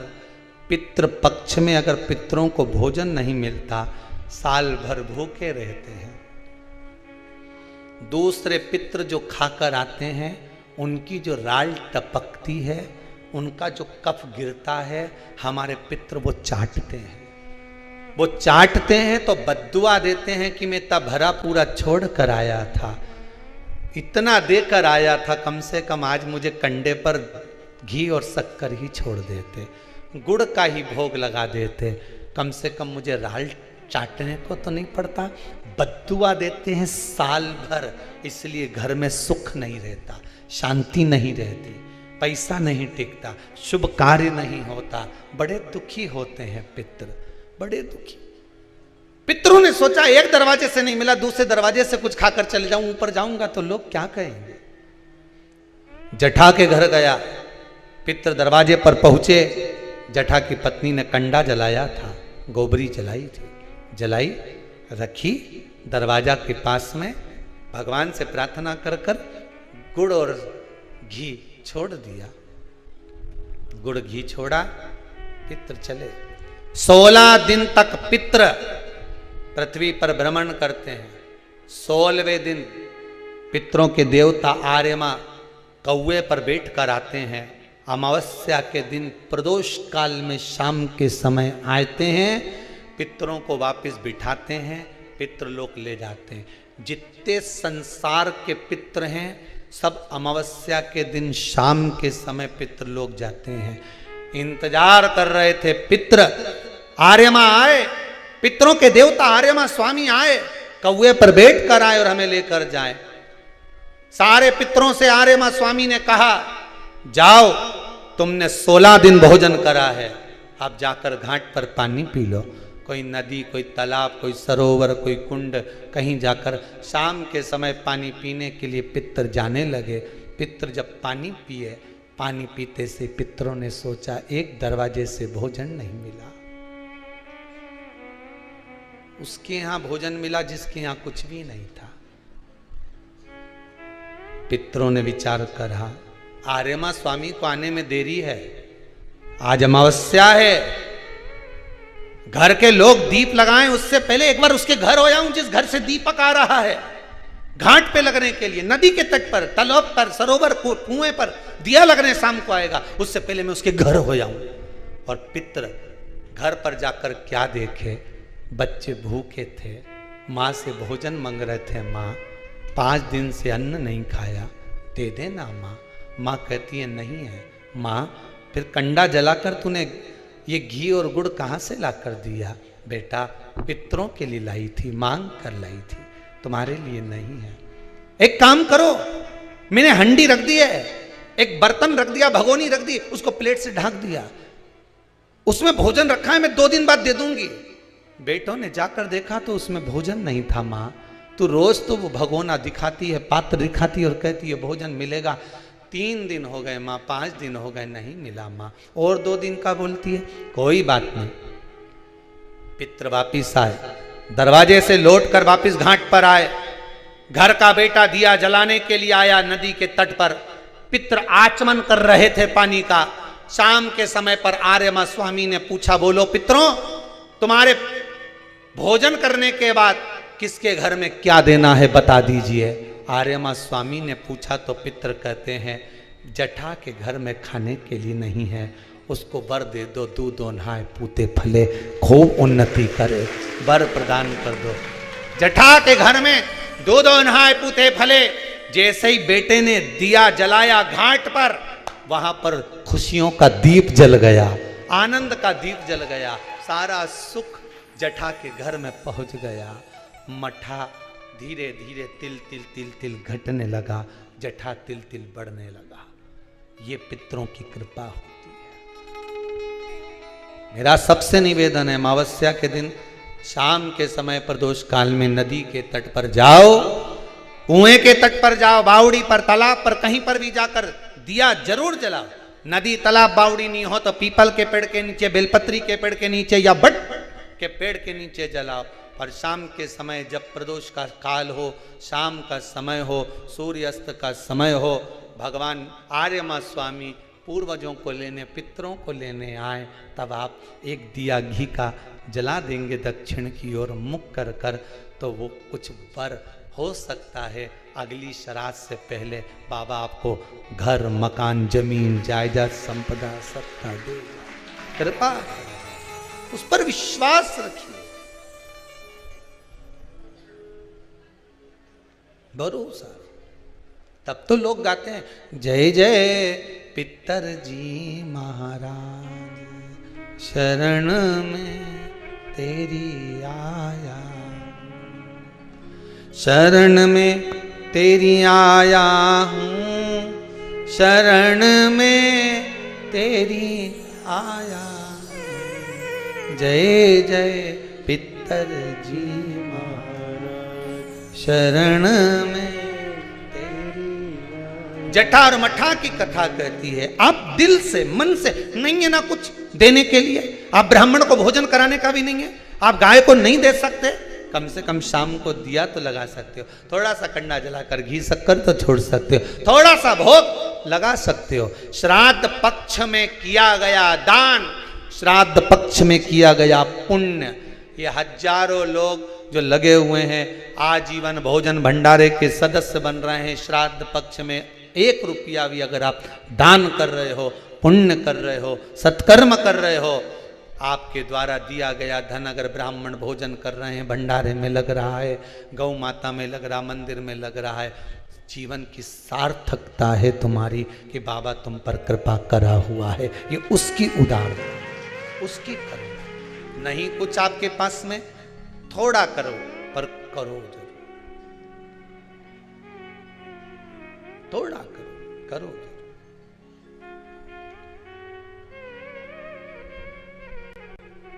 शंकर भगवान श्राद्ध का भोजन करने गए थे। मेरे शंकर जी को बहुत शौक है श्राद्ध का भोजन करने का, बहुत। एक बार अयोध्या घूमने के लिए गए तो राम जी अपने पिताजी का श्राद्ध कर रहे थे। शंकर भगवान ने कहा, पार्वती। पार्वती जी बोली, बोलो प्रभु, भूख लग रही मेरे को। पार्वती जी बोली, तुम कभी भी पृथ्वी घूमने आते तो भूख तो कभी नहीं लगी, आज कहां से लग गई तुमको? शंकर भगवान बोले, मुझे तो भूख लग रही, चाहे कुछ भी हो जाए। पार्वती, चलो भोजन बना दूं, मैं घर पे खिलाऊंगी कैलाश पे। पार्वती, नहीं मैं तो यहीं खाऊंगा। शंकर भगवान बोले, पार्वती बोली, यहाँ कहाँ जाओगे? पार्वती, मैंने तेरे हाथ का भोजन तो खूब करा पर श्राद्ध का भोजन नहीं करा। पार्वती बोले, ये कहाँ का फैशन है कि श्राद्ध का भोजन करना है? नहीं मैं तो जाऊंगा। मैं तो कहाँ जाओगे? राम जी के यहाँ। अरे भगा देंगे तुमको। शंकर जी बोले, ऐसे रूप थोड़ी रख के जाऊंगा, अच्छा पंडित बन के जाऊंगा, जनेऊ मनु पहन के, जोरदार त्रिपुंडा मरपुंडा लगा के, जटा जूट बांध के, तो चिंता मत कर। पार्वती जी बोली, वो तो सब मालूम है, एक बार गए थे वहां, सब पहचान में आ जाता है, मालूम है। शंकर जी बोले, तू जा यहाँ से। पार्वती गई कैलाश, शंकर गए राम जी के घर। शंकर जी ने जाते से आवाज लगाई, भूख लगी है। इतने में आवाज आई, अरे बैठो बैठो, ब्राह्मण देता है। सारे ब्राह्मणों को बिठा दिया। शंकर जी भी बैठ गए आसन लगा के। शंकर जी ने पूछा, बैठ जाऊं? कहाँ बैठूं? कहीं नंग बैठ जाओ। आसन लगा के जो शंकर जी बैठे, चांदी की थाली, सोना का कटोरा, गिलास चांदी का, भोजन आना जो चालू हुआ और जो पंडितों ने खाना चालू करा, सारा बामन होन तो खा खा के उठ गया, पर ये नहीं उठा, बैठा के बैठा। आंदो आंदो। सीता जी के पास में खबर पहुंची उर्मिला जी की। उर्मिला जी बोली, जी बोली क्या हुआ? अरे सब उड़ गए, सब तो उड़ गए, एक बैठा है। अच्छा तो तूने पानी की नहीं पूछी? भोजन के बाद पानी की पूछे? 4 बार पूछ ली महाराज, पानी लाऊं? तो क्या अभी भोजन ही चलने दो, पानी तो बाद में पी लेंगे। तो क्या पानी कब पियोगा? तो क्या एंड में पिएंगे। तो क्या अभी एंड नहीं हुआ, अभी तो क्या शुरुआत हुई है। आन दो, ले जा। बना बना के सीता जी थक गई। सारा केकई के पास खबर पहुंच गई। माता केकई ने पूछा, क्या हुआ सीता, क्या है तुम्हारे सिर पे पसीना आ रहा है? तुम्हारे ससुर का श्राद्ध और तुम्हारे सिर पे पसीना? श्राद्ध तो जाने दो दादा, वो अब एक बामन ना जाने कहां से है, उठ ही नहीं रहा है। सीता जी, केकई बोली, नहीं उठ रहा का मतलब? सीता जी बोली, हमको तो लग रहा हमको उठा के उठेगा, तुम जाओ। केकई ने कहा, हम भी देख के आए जरा कहाँ का बामन है। सीता केकई ने देखा, ये तो अपने गांव का बामन है, उठ जाएगा थोड़ी देर में, जाओ भोजन करा, पूड़ी मुड़ी दो, जरा सब्जी मजी, भजिया पकौड़ा, खीर मीर सब दो। सब खिला दिया भगोने के, सब खाली पड़े, और बना लो। कि बनाने वाली डबल से लग गई और खा गए। खाए जा रहा है। 22 बार तो खीर बना ली बड़ा वाला भगोना में, मालपुआ रबड़ी तो सब खुट गई। अच्छा तो फिर भंडारा खाली हो गया, अयोध्या का कुछ नहीं बचा। बाजार से लिया, कि बाजार भेज दिया हनुमान को लेने के लिए। हनुमान जी बाजार गए, सारा किराना का सामान लिया। किराना का सामान ला के अंदर जा रहा था, इतने में शंकर जी बोले, रेन दो, अंदर जाएगा वापस बाहर आएगा, इससे अच्छा यहीं धर दो। अब के सूखा की सूखा आटा निपटाते जा रहा है, सूखा की सूखा बेसन खा जा रहा है, क्या नुक्ति अंदर ही बन जाएगी, खान दो। मूंग की दाल ला तो के अंदर ही दही बड़ा बन जाएगा, उड़द की दाल का, तुम तो आन दो, अंदर जान दो। फिर समझ में नहीं आ रहा है। सीता जी रोती रोती राम जी के पास पहुंची। राम जी ने पूछा, क्या हो गया, क्यों घबरा रही है? ब्राह्मण को क्या हो गया? कुछ नहीं, ब्राह्मण बैठा है भोजन करने, तो खे कराओ। कि कुछ नहीं बचा दादा, कुछ नहीं बचा, सब खा गया वो। बामन कौन सा है? राम जी जो जाकर देखे, देखते सी राम जी ने कहा, वारे महादेव, गजब कर गया, आज तू आ गया, गजब। 16 श्राद्ध का भोजन करने और महादेव। राम जी ने कहा, सीता अब तू परोसने मत जाना, अब मत जाना परोसने। सीता जी बोली, नहीं जाऊंगी। फिर कौन जाएगा? सीता जी बोली, तो चिंता मत कर, अब भी आए। राम जी ने हाथ जोड़ के माता जी को बुलाया, अन्नपूर्ण सदा पूर्ण शंकर प्राण वल्लभे, आ जाओ माता, भेरू भोजन कर ही दिया है। शंकर जी भोजन करने बैठे, आओ जगदम्बा। पार्वती जी बड़ी नथ पहनकर, सिर पर बोर लगाकर, बड़ी बिंदी लगाकर, नैनों में सुरमा, सुंदर बेणी लगाकर, हाथ में गजरा, पांव पैजनिया, सुंदर करधनी पहनकर माता पार्वती जोर पायल की नाद करते हुए आई। शंकर जी तो खाना में बिलिया थे, खूब खाने में लगे, इधर उधर तो देखे ही नहीं, खाए जाए खाना में बिले। और पार्वती जी ने आकर एक लड्डू जो धरा, शंकर जी ने वो लड्डू जो मुंडा में धरा, धरते से समझ में आ गया है कि ये तो उसी ने बनाया है।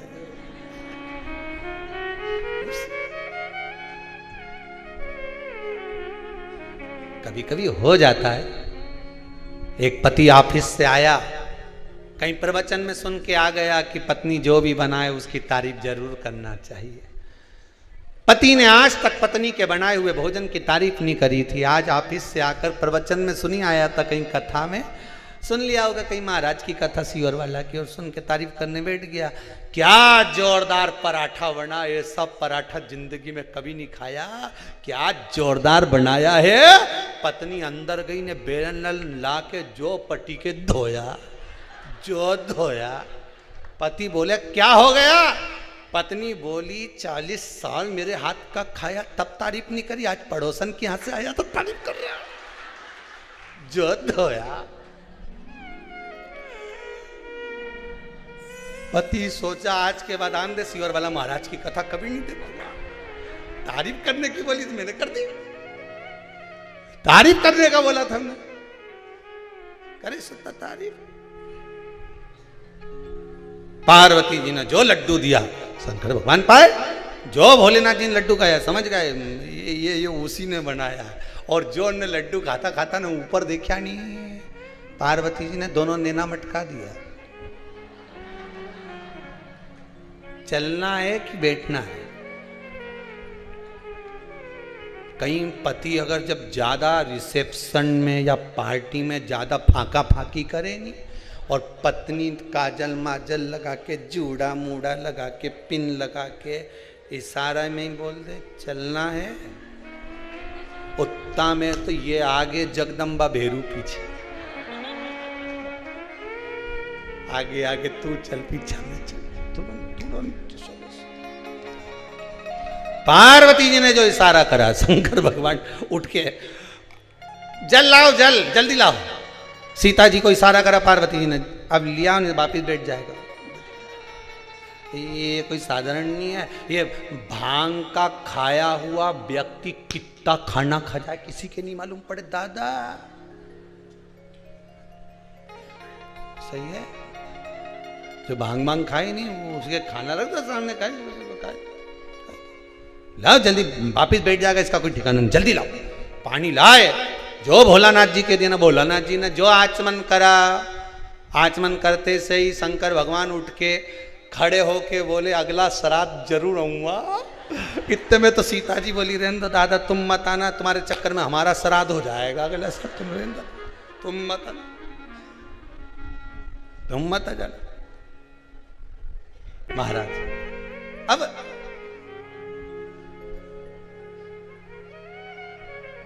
बस भाव वही, देखी है जब से ये तस्वीर तेरी तब से बदल गई है।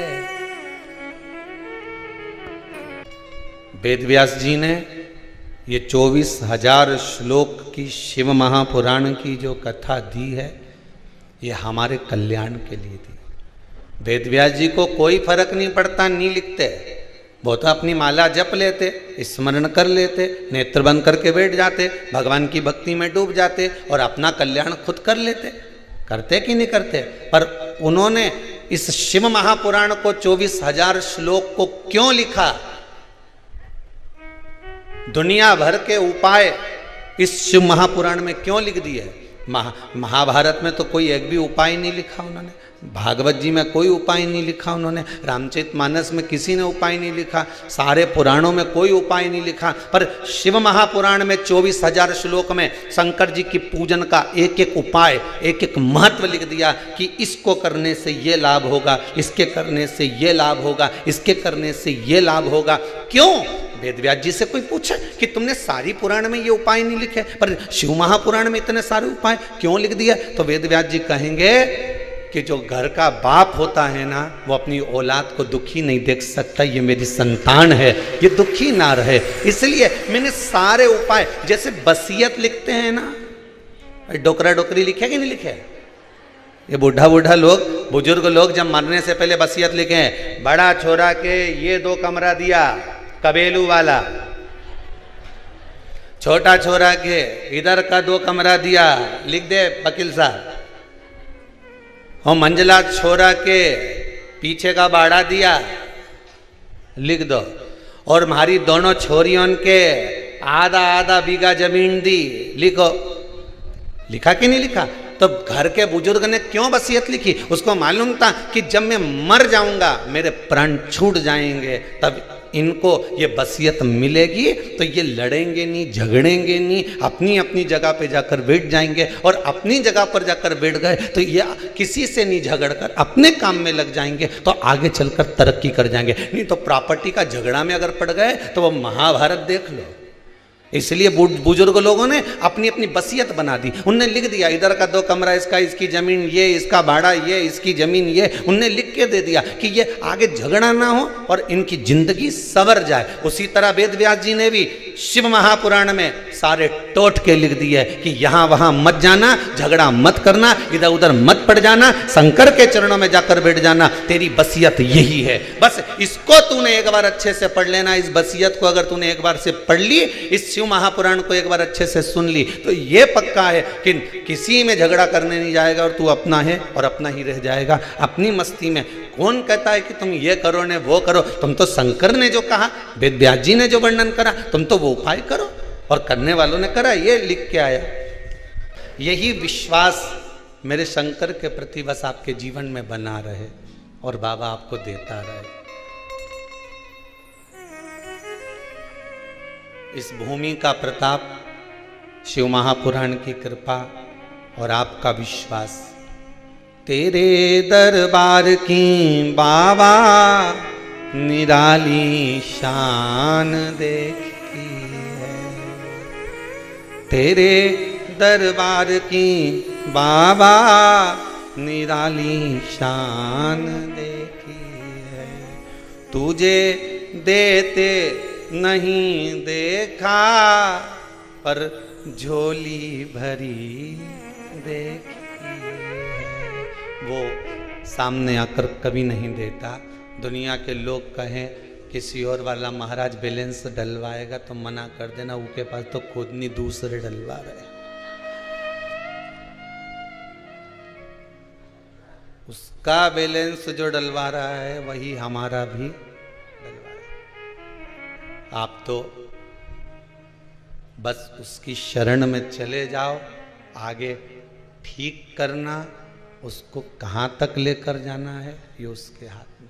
एक बात पहले कही थी, आपने सुनी होगी टीवी चैनल के माध्यम से, घड़ी बेकार हो जाए तो इसको कपड़े की दुकान पे ठीक नहीं करा सकते। करा सकते हो क्या? नहीं। घड़ी बेकार हो जाए तो इसको किराना की दुकान पर ठीक नहीं करा सकते। घड़ी बेकार हो जाए तो इसको किसी अन्य जगह पर, गाड़ी की दुकान पर या किराना की दुकान पर या चाय की दुकान पर ठीक नहीं करा सकते। घड़ी अगर ठीक होगी तो कंपनी में ही होगी, घड़ी की दुकान पे ही होगी। घड़ी की दुकान पर जाओगे तो घड़ी वाला भी कह देगा ये घड़ी मुझे दे जाओ, 7 दिन में मैं इसको ठीक कर दे दूंगा, नहीं 7वें दिन के बाद में तुम आकर इसको लेके चले जाना। बस मनुष्य की भी जब घड़ी ठीक नहीं चले, उसे लगे कि अब मेरा समय ठीक नहीं चल रहा है, विपदा पे विपदा आ रही है, व्यापार नहीं चल रहा, काम नहीं चल रहा, बहुत टेंशन चल रहा है, परेशानी चल रही है, तो उसका नाम है कालों का काल, महाकाल। कालों का काल मतलब घड़ी मतलब काल। काल अधिपति महाकाल को कहते हैं। निवेदन है घड़ी ठीक ना चले तो कपड़े वाले की दुकान पर मत ले जाना, दुनिया भर में डोलते मत फिरना कि वो मुंडी घुमाए नहीं तो उसके पास चले गए ना, वो चावल लेकर वहाँ पहुँच गए, न नारियल लेकर वहाँ पहुँच गए, न अगरबत्ती लेकर वहाँ पहुँच गए। किसी के दरवाजे नहीं जाना। घड़ी बेकार हो जाए तो बस उसी के पास जाना जिसने घड़ी बनाई है। काल किसने बनाया? महाकाल ने। समय किसने बनाया? महाकाल ने। दिन किसने बनाया? उसी ने। घड़ी, नक्षत्र, पल, समय सब शंकर का बनाया हुआ है। शिव महापुराण में लिखा हुआ है। एक एक चीज जितने बार बनाए, जितनी तिथि बनाई, जितने नक्षत्र बनाए, जितना समय बनाया, जितने ग्रह बनाए, सब शंकर ने बनाए। तो घड़ी उसने बनाई है तो सुधारेगा भी वही। इसलिए उसकी दुकान पर जाकर बैठ जाना कि अब मैं यहाँ आ गई हूँ, 7 दिन में ये घड़ी तुझको देके जा रही हूँ। यहाँ बोल कर जाना कि मैं तेरे दरबार पर आकर ये बोल कर जा रही हूँ कि मेरी घड़ी सुधार देना, ये समय बेकार चल रहा है, इस समय को निकाल देना और मैं तेरी हो जाऊं, बस इतनी कृपा कर देना। ये घड़ी बहुत बेकार चल रही है। आए दिन हमारा छोरा का एक्सीडेंट हो जाए, कहीं टेंशन आ जाए, कहीं लक्ष्मी नहीं आए, दुकान 4 दिन चले न 4 दिन नहीं चले, लड़के की नौकरी नहीं लग रही, सर्विस नहीं लग रही, कहीं ब्याह नहीं हो रहा, तो ये घड़ी बेकार चल रही है। इस घड़ी को सुधारने का प्रयास करो। बस वो घड़ी सुधर गई तो बस जीवन सुधर गया। और घड़ी एक ही सुधार सकता है, वो घड़ी की दुकान वाला ही सुधार सकता है। नहीं सुधरेगी तो वो क्या करेगा? कंपनी में भेज देगा। दुकान वाले से नहीं सुधरेगी तो कंपनी में भेज देगा। तुम कथा से नहीं सुधरी घड़ी तो फिर क्या करेगा? एक काम करो, तुम तो भैया काशी चले जाओ, उज्जैनी चले जाओ, वहां कंपनी है, वहाँ कंपनी है, इसी का माल वहीं से निकलता है। तुम वहाँ जाओ और वहाँ जाकर भगवान का गुणगान गाओ, और वहाँ बैठकर बस भगवान का गुणगान जब तुम गाते रहोगे तो यह पक्का है कि तुम्हारी घड़ी सुधर सकती है, उसमें कुछ देरी ना लगेगी। मनुष्य का जब शरीर मिलता है, मानव की जब देह मिलती है, जब ऊपर से इस मानव का शरीर प्राप्त होता है, तो व्याधियां, दुख इसके साथ में लिखकर भेज दिया जाता है। हम ये नहीं कहेंगे कि दुख नहीं आएगा, दुख तो आएगा, पर भगवान का गुणगान गाओगे तो धीरे धीरे कटता चले जाएगा। दुख तो आना है, सुख है तो दुख भी रहेगा। व्याधियां तो जब हम पैदा हुए उस समय से भगवान ने लिख कर भेज दी कि शरीर में ये व्याधियां रहेंगी, कभी घुटना दुखेगा, कभी सिर दुखेगा, कभी हाथ पैर दुखेगा, कभी मुंडा दुखेगा, कभी आंख से दुखेगा, कुछ ना कुछ तो तकलीफ रहेगी। पर इन व्याधियों से निकलने का प्रयास करना, अर्थात भगवान की भक्ति में इतना मन लगा दो, भगवान के भाव में इतने डूब जाओ कि तुम्हारी चिंता उसकी हो जाए।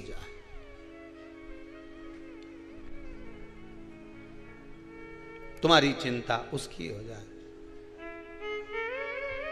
ये संसार सत्य अर्थ देख लिया, संसार हमने देख लिया, देख लिया संसार हमने देख लिया, सब मतलब के यार हमने देख लिया, सब मतलब के यार हमने देख लिया। ये सारा संसार मतलब का केवल जो मिल रहा है, हमें लूटने वाला ही मिल रहा है। जिस दिन माता के गर्भ से जन्म लिया उस दिन से लूट रहे हो, उस दिन से लूटे जा रहे हो। सब कोई मिलकर हमारा समय लूटे जा रहे हैं और वो बर्बाद होते चले जा रहे हैं।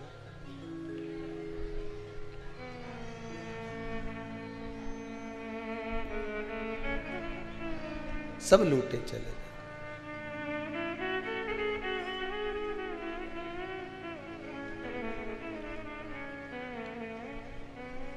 संपूर्ण तन निरोग धन जेब में तब तक, तन निरोग धन जेब में तब तक, मन से सेवा करोगे जब तक, मानेगा परिवार हमने देख लिया, देख लिया संसार हमने देख लिया, सब मतलब के यार हमने देख लिया। ये शरीर अच्छा रहेगा तो बच्चे भी कहते हैं मम्मी जरा जाके चाय बना दो, तो शरीर अच्छा है, जाओ जरा रोटी बना दो, तो जाओ जरा ये कर आओ, तो और बीमार पड़ गए ज्यादा दिन तक, 2-4 दिन तुम्हारी बीमारी के तो कोई भी झेल लेगा नहीं, 8 दिन तक तो कोई भी झेल लेगा ना, 15-20 दिन तक जब पलंग पे पड़ जाओगे कौन झेलेगा। अब तो सब एक ही कामना करेंगे, बाबा अब इनसे बढ़ नहीं रहा, मुंडा से आवाज नहीं निकल रही, आंखों से दिखाई नहीं दे रहा, अब पानी घुटका नहीं रहा, अब तो भगवान से के भगवान कहीं कर दो। महाराज जी के फोन लगा के पूछा गीता जी का कौन सा अध्याय सुना दो कि डोकरी निपट जाए।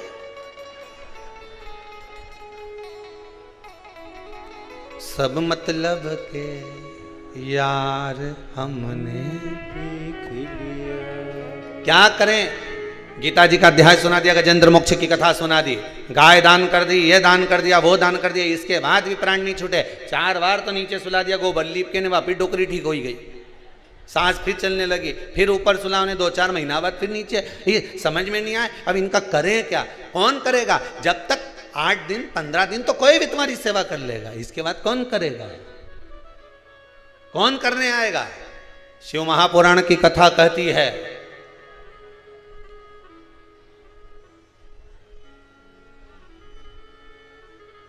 जब कोई नहीं आएगा, जब कोई नहीं आता भोलानाथ आता है, मेरे दुख के दिनों में वो बड़ा काम आता है। बस कोई आए ना आए, अगर ज्यादा दिन तक पटक भी दिया तो तो बाबा कहेगा इसने मुझे सावन का महीना में खूब लोटा भर भर के पानी चढ़ाया, इन्हें खूब दही मला मेरे ऊपर ने, शहद मला ने, घी मला, खूब बेलपत्री तोड़ तोड़ के लाई ने, दूसरा का घर का फूल तोड़ तोड़ के मारे चढ़ाया। देख लेती थी उसका दरवाजा बंद है तो फूल तोड़ के लिए आती थी। खूब लाई, खूब चढ़ाया। चिंता मत कर, शंकर जी कहते हैं अब तेरे परिवार वाले अगर तेरी सेवा नहीं करेंगे तो ये हमारी घरवाली कहीं करेगी, पार्वती जी क्या करेगी। भगवान शंकर ने पार्वती जी को पास में रखा है क्यों? पार्वती को फ्री रखा है शंकर जी ने, सबसे फ्री माता, माता पार्वती। रोटी बनाने का टेंशन नहीं, क्योंकि शंकर जी उतना खाए ही नहीं। काकड़िया की रोटी बनाई, काकड़िया की साग, पर से माता पार्वती जी पावे भोलानाथ। बस उन्हें तो 2 टिक्कड़ सेकी, चूल्हा में डाली, भून के बाहर आई ने, दोच के पीस के उसका चूरमा बनाया, उनमें गुड़ मिलाया। कपड़ा धोने का टेंशन नहीं, कपड़े ही नहीं है तो धोवा क्या। कितनी फ्री रखा भगवान ने पार्वती जी के, न रोटी का टेंशन न कपड़ा का टेंशन।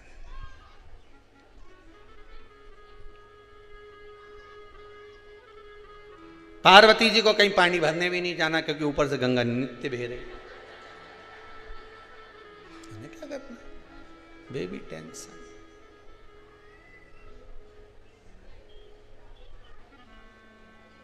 कहीं मिलने जाने की जरूरत है ही नहीं। कहाँ मिलने जाए, शमशान में बैठे हैं अपन, तो यहीं बैठे रहो, एक ना एक दिन तो मिलने यहीं आएगा। आज नहीं आया तो कल आएगा, तो मिलने भी नहीं। फ्री, शंकर जी बोले मैंने पार्वती को फ्री रखा है। उसका कारण केवल इतना सा है कि जब जिंदगी में तुम मेरी सेवा करते करते थक जाओगे, जब ये शरीर तुम्हारा काम नहीं करेगा, तब मेरी पार्वती तुम्हारी सेवा करने के लिए दौड़ कर आ जाएगी। मेरी पार्वती, मेरी जननी तुम्हारे पास आ जाएगी, तुम चिंता ना करिएगा।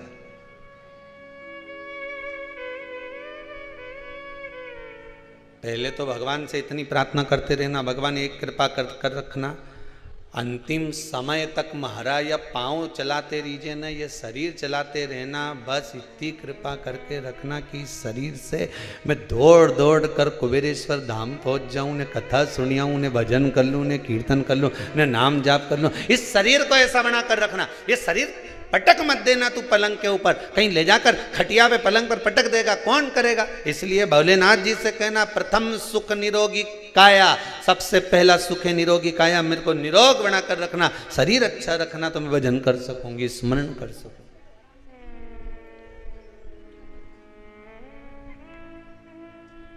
प्रथम सुख है निरोगी। महाराज जब हिरण्याक्ष चला गया, अंधकासुर मर गया, तब हिरण्यकशिपु तप करने गया और वर मांगा, ना नीचे मरू, ना ऊपर मरू, ना अंदर मरू, ना बाहर मरू, ना अस्त्र से मरू, ना शस्त्र से मरू, ना दिन में मरू, ना रात में मरू, ना नर से मरू, ना पशु से मरू, और ना ही 12 महीना में मरू। भगवान विष्णु ने, ब्रह्मदेव ने भी कह दिया तथास्तु, मत मर, कई बात नहीं। अच्छा, मरने वाला ज्यादा सुखी कि नी मरने वाला ज्यादा सुखी, बोलो जरा, है? मरने वाला ज्यादा सुखी ना, कि एक अवस्था आई चले गए। अब जो नी मरने वाला है वो के पूछे बापड़ा की खाल ऐसी झुल्ली झुल्ली हो जाए, लटकन लगे, आंख से दिखे नहीं, हागड़ा हो, जितना शरीर का मांस सब सूखी गया, पलंग पे ऐसी बैठी रहे जैसे उल्लू बैठे है, शरीर काम नहीं। 100 साल हो गए, हमारी अम्मा अभी तक है, खा रही है, बिल्कुल रोटी भी खाए ना, हमारा प्राण भी खाए।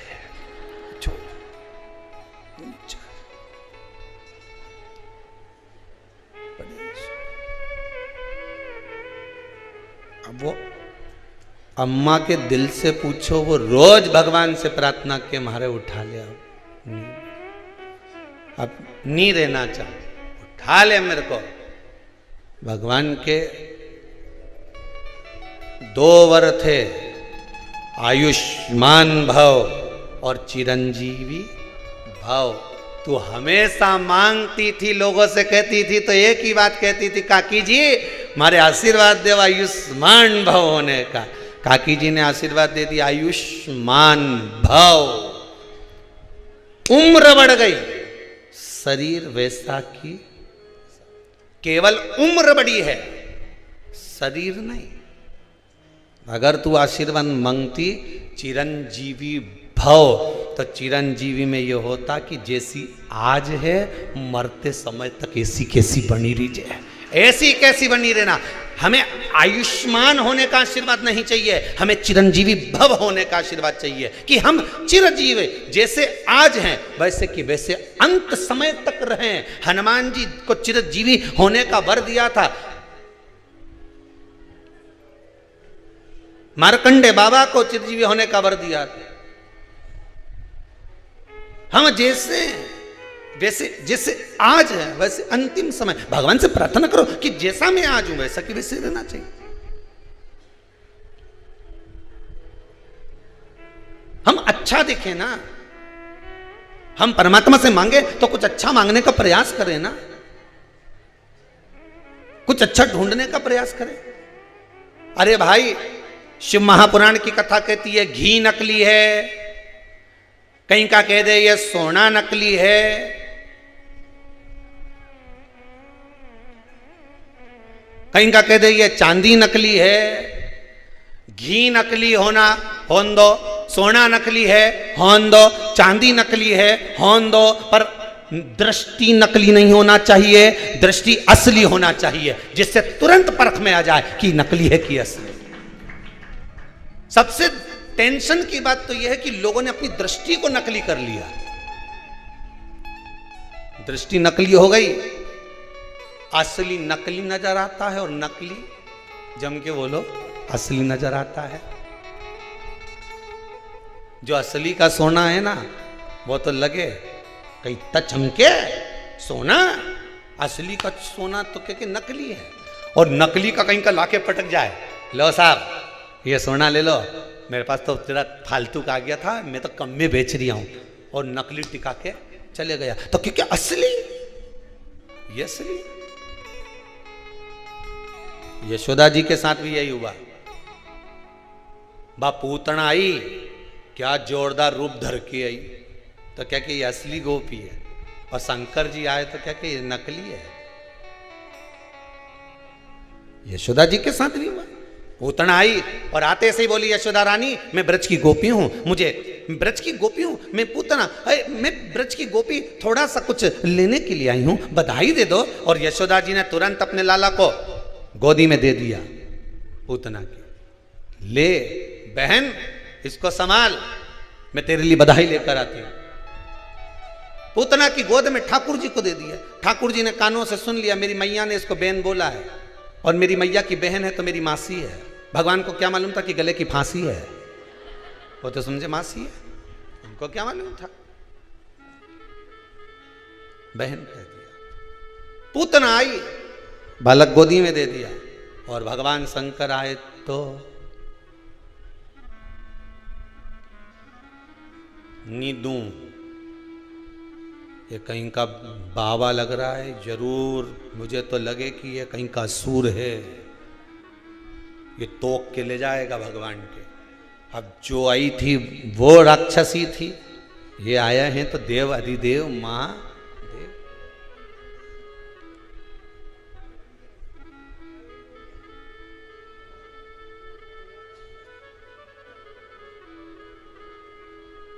आवाज लगाए गली गली में जाकर भगवान के चरणों कि मुझे लाला का दर्शन करा दो, पर नहीं, कौन कराए।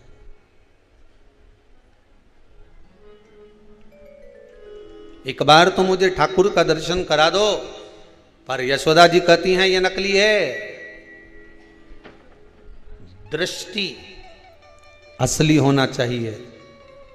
घी भी समझ में आ जाएगा कि नकली है कि असली है। सोना भी समझ में आ जाएगा कि असली है कि नकली है। चांदी भी समझ में आ जाएगी कि असली है कि नकली है। रुपया भी समझ में आ जाएगा कि असली है कि नकली है। दृष्टि असली होगी, सब कुछ समझ में आ जाएगा, भले वो कितना भी नकली हो। पर हमने आज के इस घोर कलयुग में अपनी दृष्टि को नकली बना लिया, तो जो असली है वो नकली नजर आता है और नकली है वो असली नजर आता है।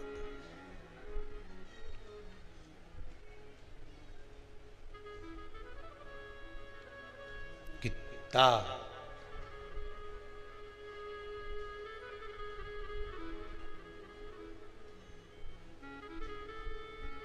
फिर वही वाली बात आ गई।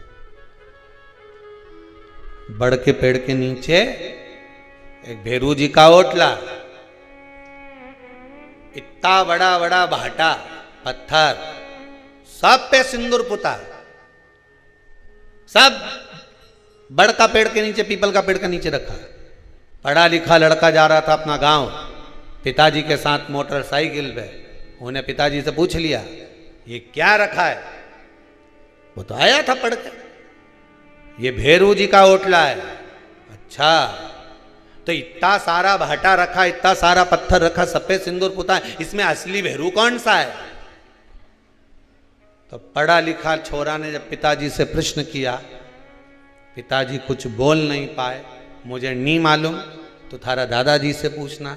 गांव गया, दादाजी के प्रणाम किया, मन में प्रश्न था, पूछ लिया इस ओटले पर इतना सारा भेरू रखा है, सब पे सिंदूर पुता है, इसमें असली भेरू कौन सा है? तो कि हमारा जमाना में 90 साल पहले बीच में जो इतना बड़ा भाटा धरी है नहीं, बस उसी पे लोग सिंदूर पोतते थे, उसी के माला पिनाते थे, उसी के चूरमा का भोग लगाते थे। और ये बाकी का इतना सारा भाटा रखा है, सब पे सिंदूर पुता है, तो कि लोग साथ में रुमाल नहीं लाते थे, सिंदूर पोतने के बाद एक भाटा उठाए नहीं तो पोंछ के पटक जाते थे, फिर एक भाटा उठाया ने पोंछ के पटक गए, फिर भाटा उठाया ने पोंछ के पटक गए। इतना भेरू इकट्ठा हो गया कि असली भेरू तो बेचारा बीच में ही रह जाए, सब पुता हुआ उन पे पोत पोत के चले जाए। अब असली कहीं छुपा है और नकली नकली इकट्ठा हो गया, ढेर नकली।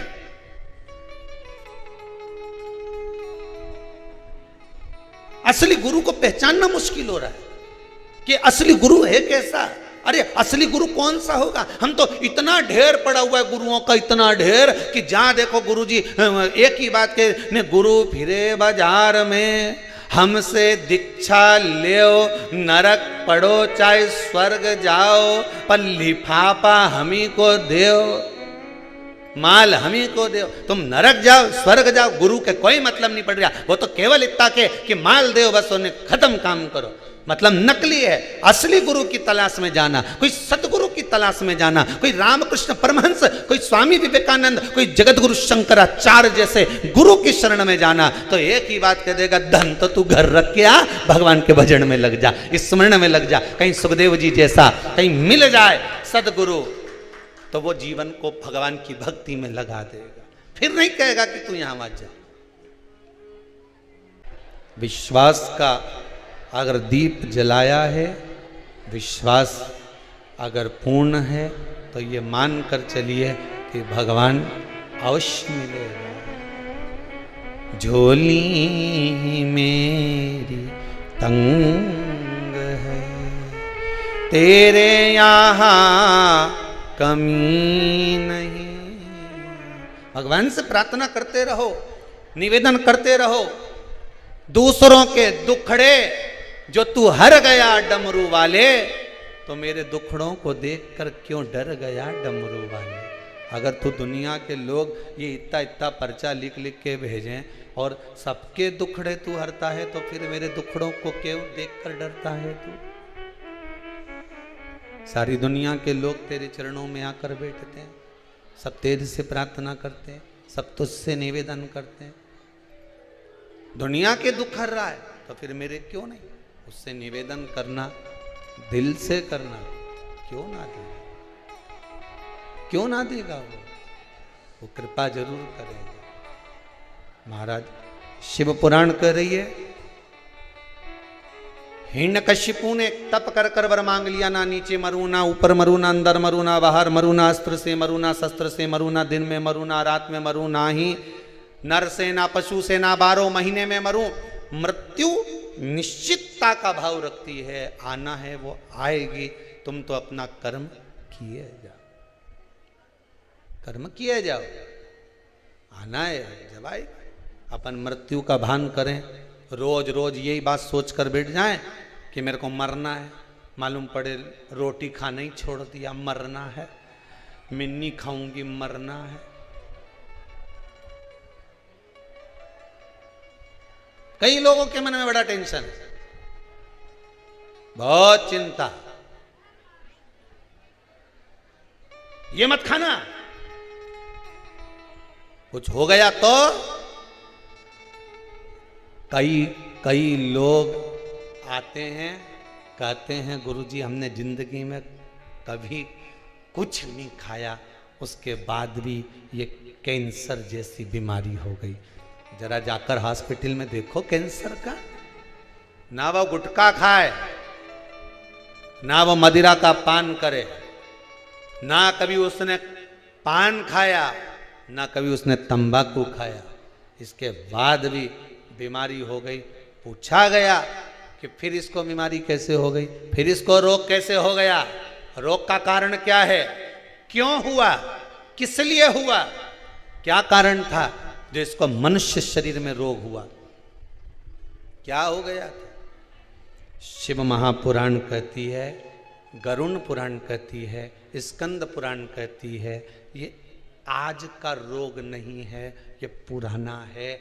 जब पूर्व में किसी के घात दी होगी, किसी के हृदय को चोट दी होगी, कोई ऐसा प्रहार कर दिया होगा, किसी के विश्वास को, भरोसे को, दृढ़ता को कहीं किसी न किसी रूप में किसी के धन को खाकर दिया नहीं होगा, तो वो इस शरीर में आकर चुकाना पड़ता है। कहीं पाँव, कहीं हाथ, कहीं ये काम नहीं करे, कहीं ये काम नहीं करे, कहीं ये नहीं करे, कहीं मुंडा नहीं करे, कहीं ये मुख नहीं करे। क्यों, किस लिए? तुमने ना कोई गलत काम करा, ना तुमने कभी कोई गलत कृत्य किया, ना तुमने कभी गलत खाया, ना कोई गलत पिया, इसके बाद ये बीमारी कैसे आ गई, इसको ऐसा रोग कैसे आ गया, ये तो कहीं जाए नहीं, आए नहीं, किसी से मिले नहीं, जुले नहीं, फिर रोग कैसे आ गया। उसका कारण है हमारा आज का नहीं। मत बुरे कर्म कर बंदे वरना पछताएगा, भगवान की आंखों से तू बच नहीं,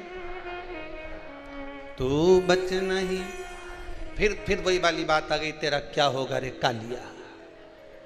आई बीमारी, रोग आया, कष्ट आया, दुख आया, ये किसी दूसरे ने नहीं दिया। तुम भगवान को दोष मत देना कि भगवान तूने क्या कर दिया। युद्ध के मैदान में जिस समय पर राम भगवान का युद्ध रावण से चल रहा था, आप सबने रामायण देखी है? अरे बोलो तो जम के, देखी है नहीं? जिस समय युद्ध के मैदान में रावण से युद्ध चल रहा था, जितने युद्ध के मैदान में जितने भी लड़ने के लिए राक्षस आ रहे थे, वो राम जी को देखकर भगवान विष्णु का दर्शन कर रहे थे। केवल एक रावण अकेला था जो भगवान राम को केवल राम मान रहा था, उसने भगवान विष्णु का दर्शन नहीं कर पाया। उसने केवल राम माना, एक सांसारिक मनुष्य माना। पर जितने युद्ध करने रावण के साथ आए, वो सब देख रहे हैं भगवान है, भगवान है, भगवान है, भगवान है। सब पांव पड़े। युद्ध करने से पहले ध्यान राम जी की ओर है, बाण छोड़ने से पहले, प्रहार करने से पहले ध्यान राम जी की ओर है, क्योंकि उनकी चित्त वृत्ति में भगवान का दर्शन हो रहा था। रावण के भीतर इतना अहंकार भरा हुआ था, इतना काम भरा हुआ था, इतनी आसक्ति भरी हुई थी, इतनी तृष्णा भरी हुई थी कि भगवान सामने खड़े थे तो भी नहीं पहचान पा रहा था कि ये भगवान है, तो भी उनको लग रहा था इंसान, तो भी नहीं पहचान।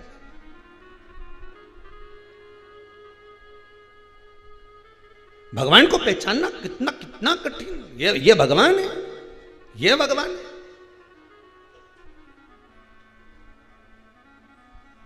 अरे कई लोग तो कह भी देते हैं बात बात में, ज्ञान देने वाले बहुत मिलते हैं रे राम जी, तुमको भी मिले होंगे और तुम्हें नहीं मिले होंगे ना तो तुम्हारे छोरा छोरी उनके मिला होगा। ये हिंदू तो भाई पगला जैसा काम करे, मूर्ति की पूजन करे है। हम देखो कहीं नहीं करे, कोई मूर्ति नहीं, हम तो ध्यान लगाए, हम तो ये करें। और या हिंदू का लोग बस योर वाला महाराज का किरणा में शंकर जी के लोटा भर भर पानी छोड़े, पानी छोड़ा जाए। मूर्ति की पूजन, मूर्ति की पूजन, हाँ करे हिंदू मूर्ति की पूजन,